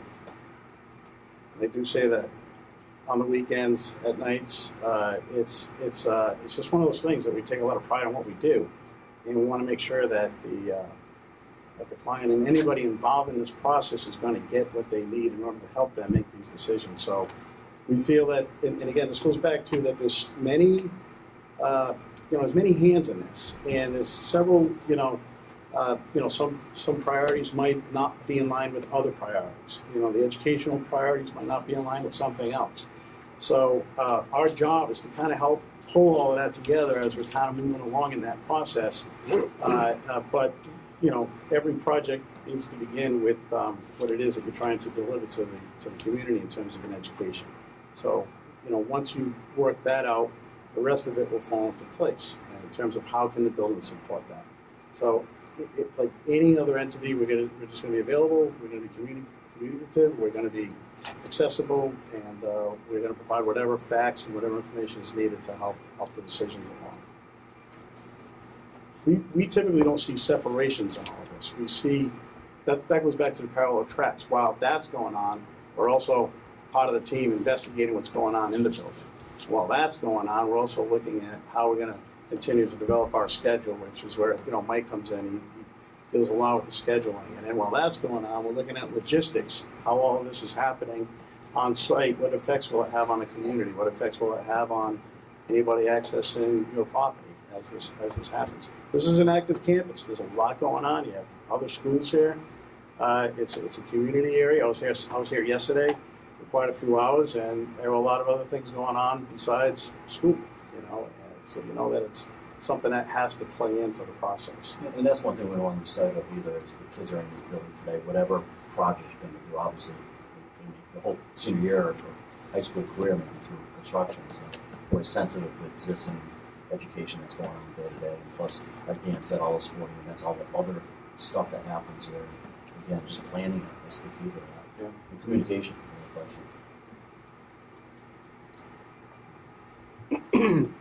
Describe an incident you were involved in that did not go well, and what did you learn from this?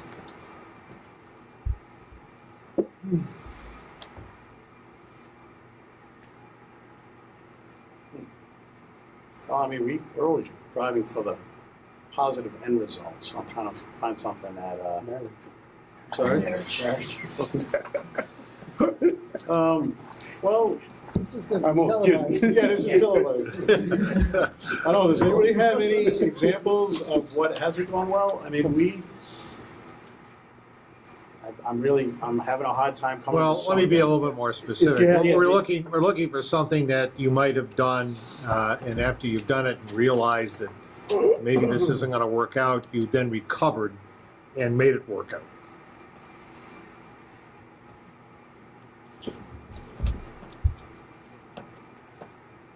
I didn't think that question would be that tough.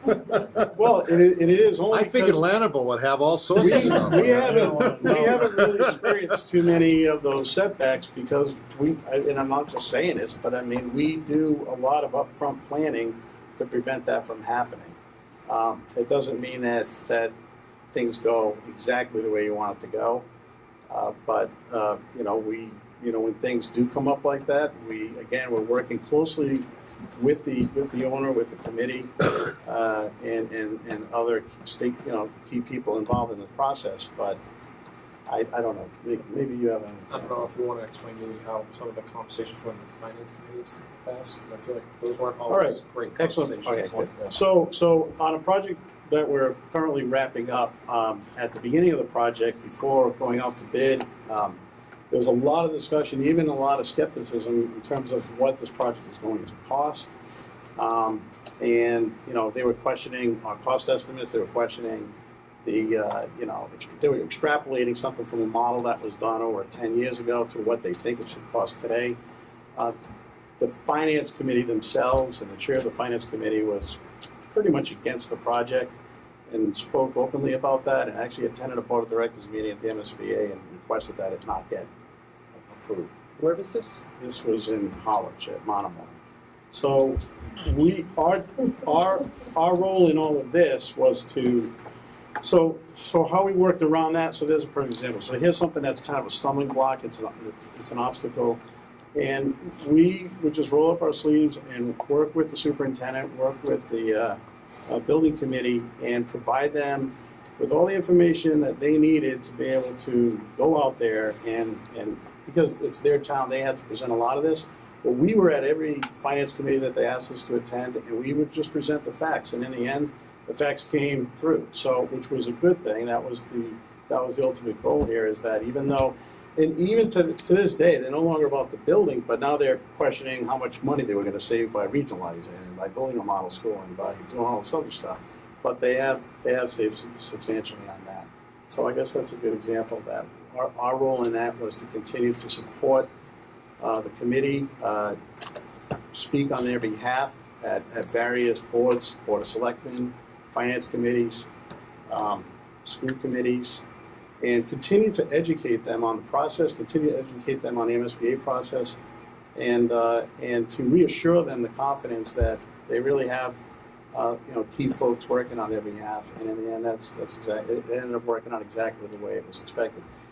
That gets so challenging that the MSBA themselves have to come to Harwich, pay a visit, have a community forum, and address any concerns that other people may have had. So it was something that I think we all overcame, and that was that was probably the biggest challenge now I'm thinking about it. So maybe I just blocked it out. Do you want to know what they said about you in Harwich? Sure. It depends. Is it good? Okay. They said they are great, they are awesome. Those are the words. Nice. Is that from the finance committee? No, at the end of the day, it did turn out, like the answer, it was challenging, which I'm sure all these jobs have it. You want to know how much it costs and what's the tax impact. So anyway, that's good to hear. So, Skanska does work in construction on CM at-risk projects, and you also provide OPM services. If the town decided to do a CM at-risk project with your firm as the OPM, how would your relationship work with any firm that would normally be your competition? That's a very good question. I can speak to that. Can you take it? We actually work with our competitors a lot right now, working with Consigli, Gilbane, and Fontaine. We compete against them a lot. I think just being professional, to be honest with you. We understand, like Dan was saying, we understand what to look for, and then we've never had, of course we'll never pursue a job that we're OPM on, because we couldn't do that. But to date, we work with almost every major contractor, and I think we actually attract a lot of them if we're the OPM, because they get it, because they know that we get it.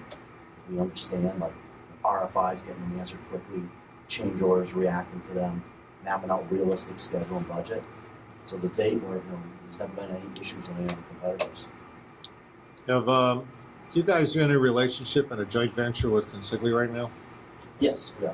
Okay, would that be a problem if we decided to go CM at risk and Consigli came in and you were a financial partner in a joint venture? It hasn't been to date. MSBA is fully aware of it. We do joint venture with Consigli and others. We've actually worked on 3 jobs with Consigli right now. But we're on the OPM side of Skanska. The CM group, we both work for Skanska, but we are individual groups with them.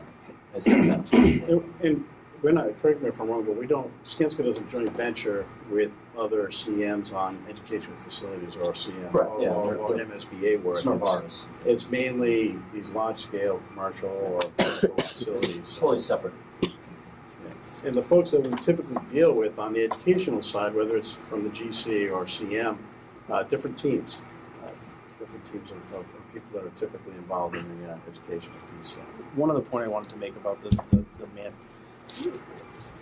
being sort of doing CM work and also OPM work is two points. One is we have the opportunity to leverage that experience. It's available to us. So I was involved with a project a school project in downtown Boston, where we brought our MEP superintendent and project managers and for electrical and all these different disciplines, and a seasoned 45-year superintendent, and had them do a plan review of the school that we're the OPM on, just to leverage their experience in building buildings. Again, back to it's what's not on the drawings that can potentially drive costs. So that's one thing. But I think that the other thing, and part of my involvement, if you do choose to go CM, is in helping to analyze the CM proposals.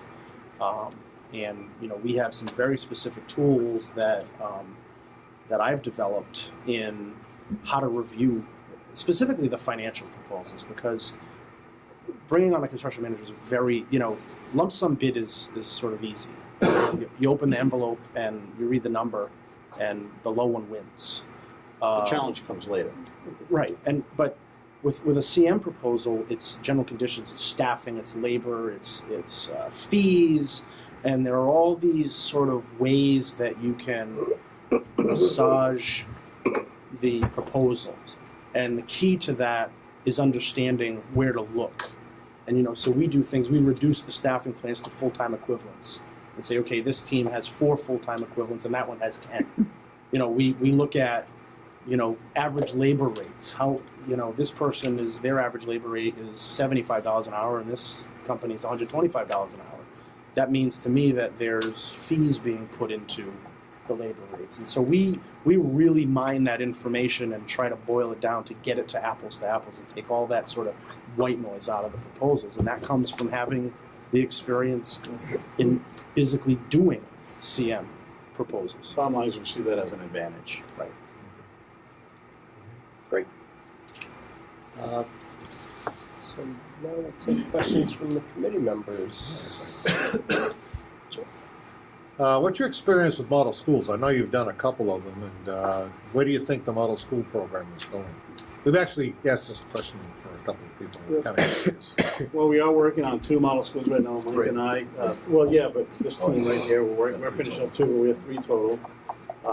We're working on the Somerset Berkeley model school, which was designed by AI3, and the one in Harwich and Monomoy is designed by Mount Vernon Group. You go on the MSB. It depends on who you ask. I mean, No, we're asking you. We've been asking the MSBA on this as well because we've heard from other districts questioning the same thing. Like, is the model school still alive? And there's been articles written in the Boston Globe saying no, it's not, and then there's been counter articles saying yes, it is. So I think the way that the MSBA will be treating I think in the past the MSBA they would evaluate it themselves and assess it for themselves and say, yes, model school seems to be the right solution. Let's not even waste anybody's time and money going through a study. Let's just go ahead and move forward.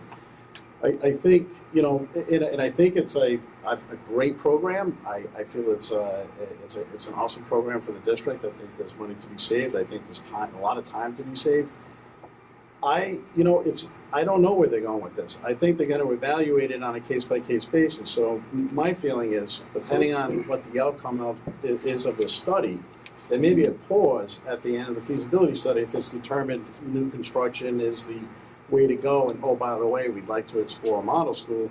Maybe at that point the MSBA would entertain it. On their website, it's still there. They're still showcasing all the models that are available. We've talked to project managers and other people at the MSBA asking about that, and that's what I meant by it depends on who you ask. Some will say, yeah, it seems to be dying out. Others will say, no, it's still alive and well. We just haven't found the right candidate. Well, the last time I was in a room with Jack McCarthy, he talked about the model school program, and one of the things that they're doing right now is they're reviewing whether it actually delivers cost benefits. And if you think about it from the MSBA perspective, I think there's no question that it delivers cost benefits if you're a local, municipality, because you get additional funding and you get the potentially reduced design fees, and you get the benefit of probably a much lower change order amount, maybe. But if you look at it from the MSBA's perspective, are they saving that much in construction costs and design costs to overcome the increased reimbursement that comes with it?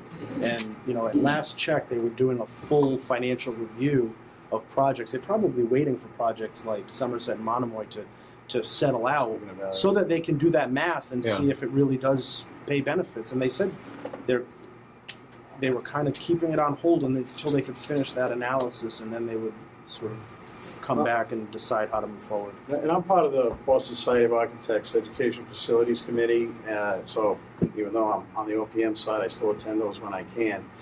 And I think the reason why the MSBA has been challenged a little bit by this is because so many architects have complained to them that they weren't getting the same opportunities to build these schools, to design these schools. So I think they heard enough from the BSA, and I think they're starting to rethink some of that, but I don't think it's gone. I think it's still there, and I think if it turns out that through this effort that it's determined, I mean, that happened in Franklin.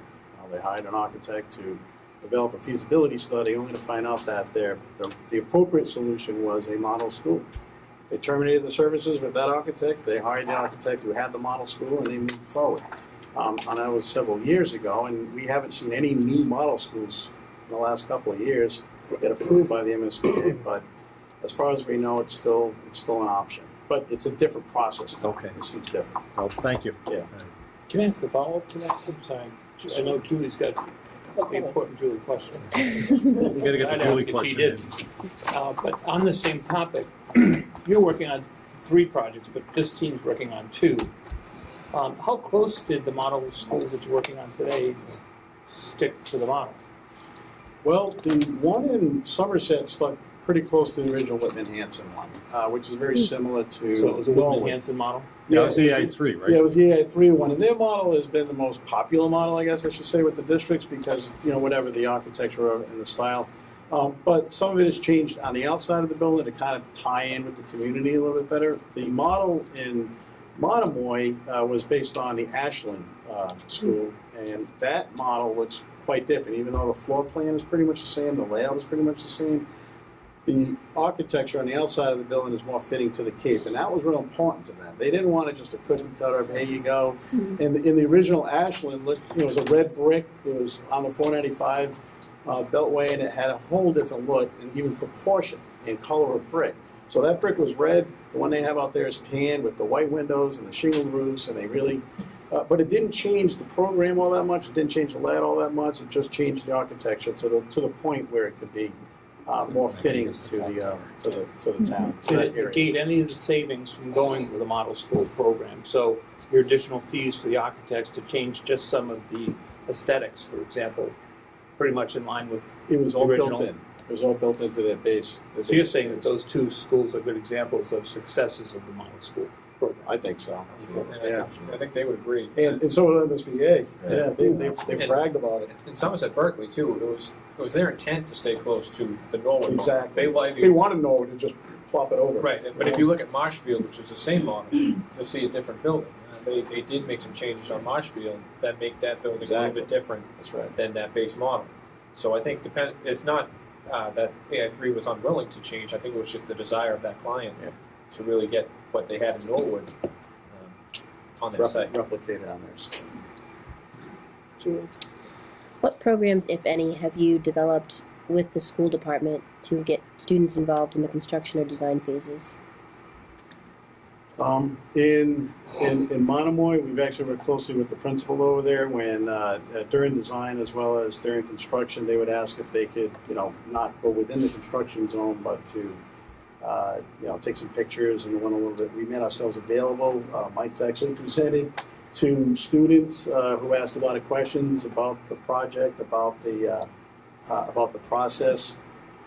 So we feel that it's important for the students to be excited about this, and they will be, and to be involved in the process to the level that the administration is comfortable with. So it's just a matter of how far you want to take it. I've personally attended like an entire 5th grade class and had some good questions asked of this was years ago with, on other projects, but so it's a good thing. We've also had in Harwich in particular, where our trailer or our workspace during construction was actually in the building, in the high school. It still is right now in the new building.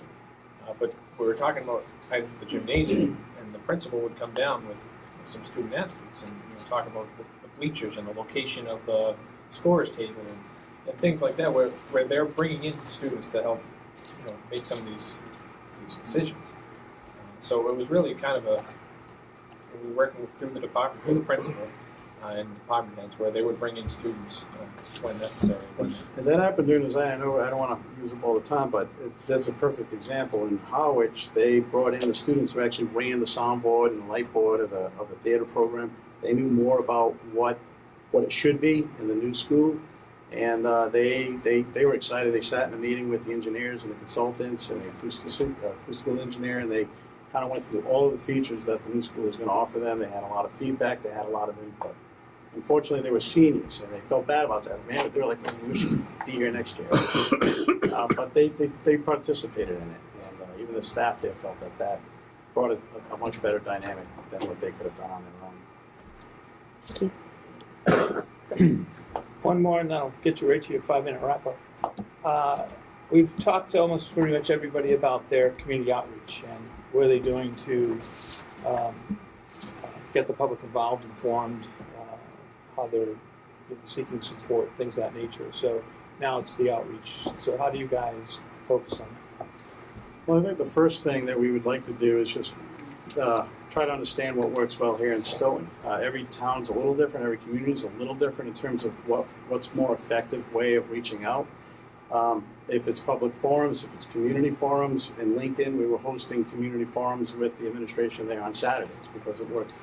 They actually would work around, soccer and other things that are going on in the community. It's really just a matter of what is going to work. There's so many different options available, whether it's through websites, whether it's through community outreach, going to various places in town that people seem to assemble and talk to them.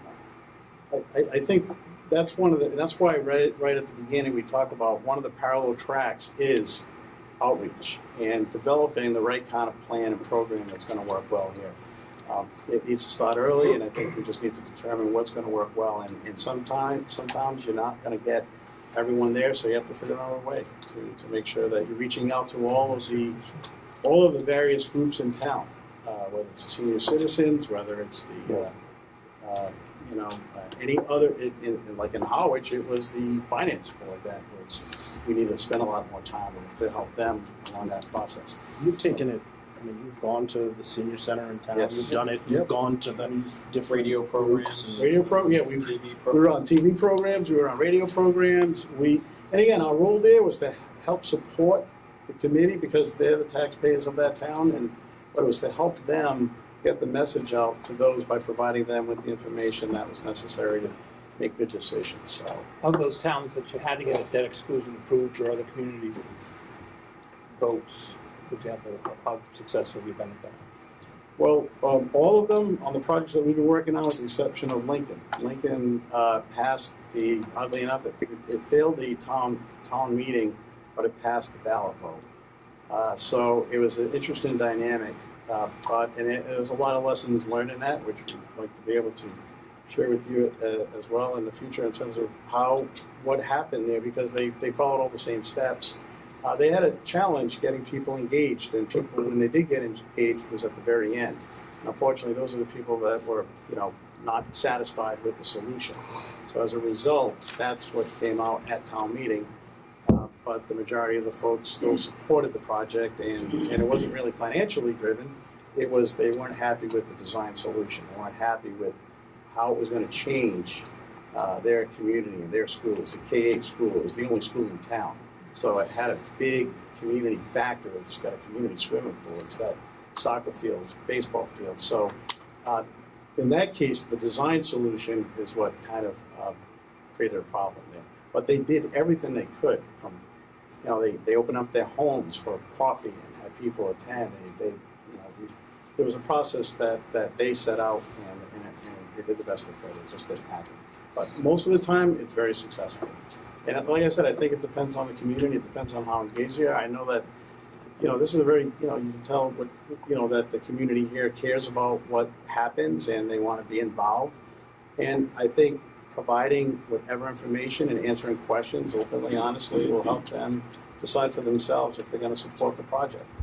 A lot of times it's going to come down to cost, which is going to cost me out of my pocket. You might have to visit a coffee shop or two. Well, it's typical. It's going to happen. But we'll work with you, whatever works. If it's newspapers, in Monomoy, we were doing like a news release, every few weeks there was just an update on the process. They had a couple of local newspapers that a lot of people read, so that worked there. In Somerset, they formed a communication subcommittee that were very engaged in their community, so they knew who to reach out to and how to engage them. And again, we were there with them and developing all the information that they needed to get the message out. Or a local patch. No. Well, there's no shortage, I have a folder here, there's no shortage of articles that have been written about this project to date. So most of them are very positive. Glad you got to that, because that was actually one of the slides that we had to move you off of, and that was the one that I focused on too. So, I have a question. I'm sure Maureen has 2 questions, and then if anyone else does, and then we can wrap up. Sure.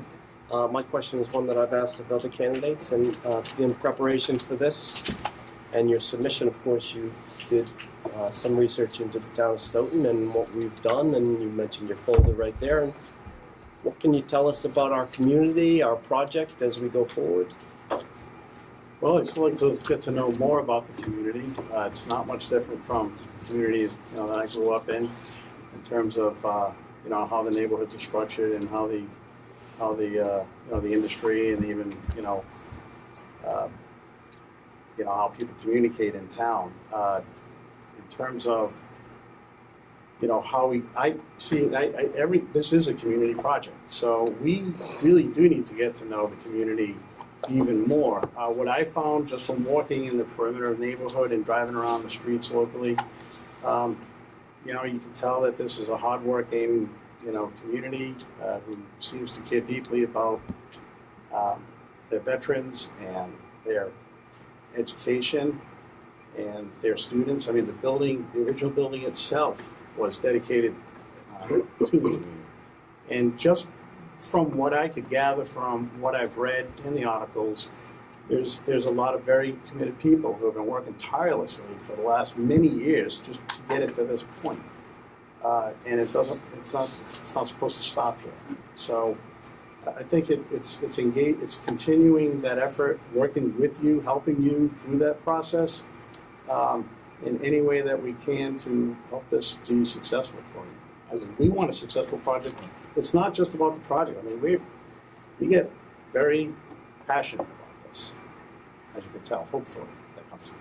Well, as we were sitting, sort of talking about tonight, we said, boy, it would be so much better if we could ask you 1,000 questions, because we have so many questions about,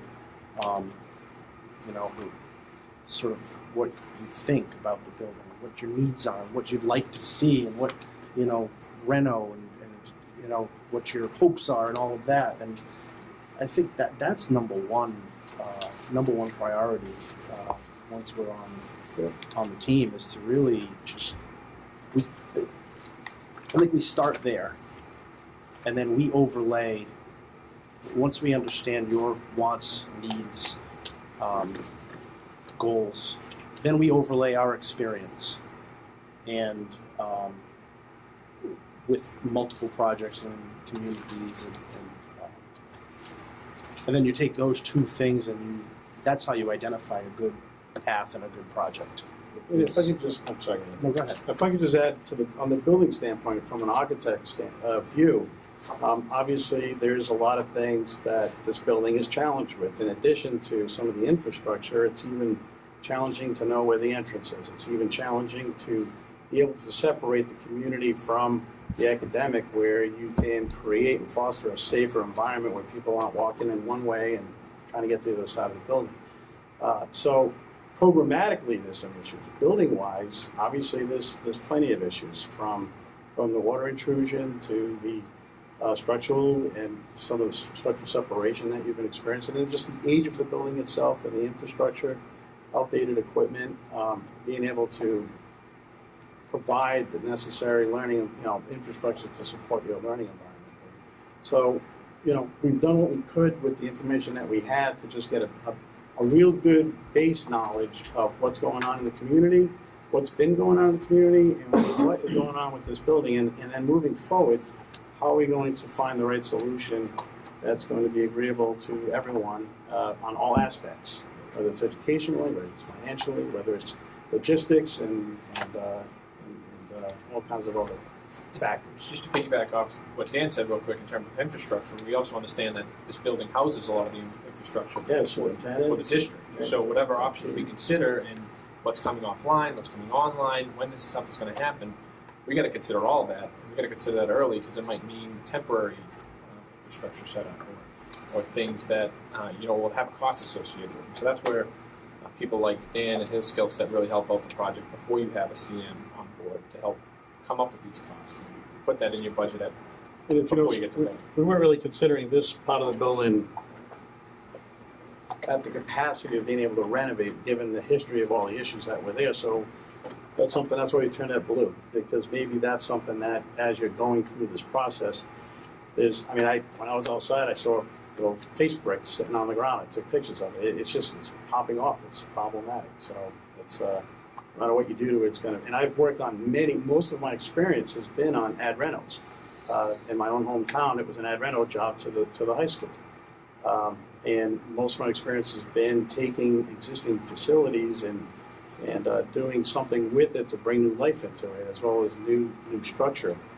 But in the end, that might not be the solution. Once you weigh everything out and you look at the logistics and the cost and the time, you may say, you know what, maybe it's this other way.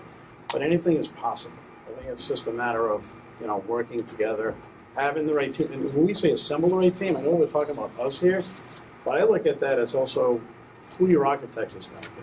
Who are their consultants? We've worked with many, and I've worked with many in my past life, and just like anything else, you have some A teams and you don't have some A teams. So it's really going to come down to the whole team and how well we can work with you on getting to the right solution. So, Maureen, do you have a couple questions? My two questions are you available on January 12th if you're selected to go to the MSBA? Yes. And will you sign the contract? Yes. Right now?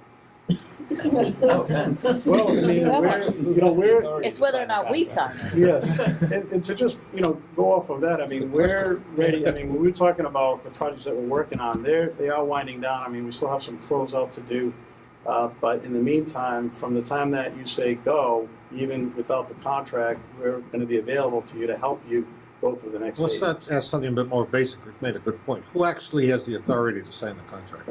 You do? Yeah. Okay. Yeah, and just so you know, our policy in-house is we don't pursue all the projects, and Dan's been tracking this for. Been tracking this since last year, yeah. Basically. So again, unfortunately, we have to pass on some projects, but with this one, the time is perfect for them, all three of them. Mike and I were talking about that way back when. It's like, boy, wouldn't it be nice if this actually dovetailed, with the schedule that we're working on right now. So I'm just saying that. So, why don't you wrap up and. Well, first of all, thank you. I hope you can see from what we put together. Very excited about this, and kind of stole some of my thunder there. Sorry. Going back to the cover page again. Assembling the right team. You want to obviously be a partner with this project. Like Dan said, the right architect, right CMG, some whatever it is. And we're all in this together. We all want to be proud of what we're doing. Project scope and budget again. For us, that's critical, having the right budget, especially knowing what Dan was talking about. Besides just picking an option, understand what the cost is and what's ineligible. There's a lot of districts, you may or may not know, there's a lot of things MSBA will cap you at. There's stuff that's ineligible, so you put $3 million of swing space where you got to put into the school. And these guys have been very creative on other projects. And the last bullet is just getting to yes. We put this all together, but the community doesn't trust us, understand where to get information. I have pamphlets, these are hand these out all the time, websites, like Dan said, open houses, bring them to the school, give a tour of it.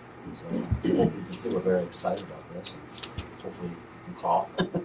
If I could just, add a couple of thoughts on that is that, we know that, you're choosing between 4 firms and you only have a brief amount of time to get to know them, to get to know each of us. And I feel very strongly that, it's really going to come down to, if we're all qualified, equally qualified to do the job, it's going to be who can you work with for the next several years to help you through this process.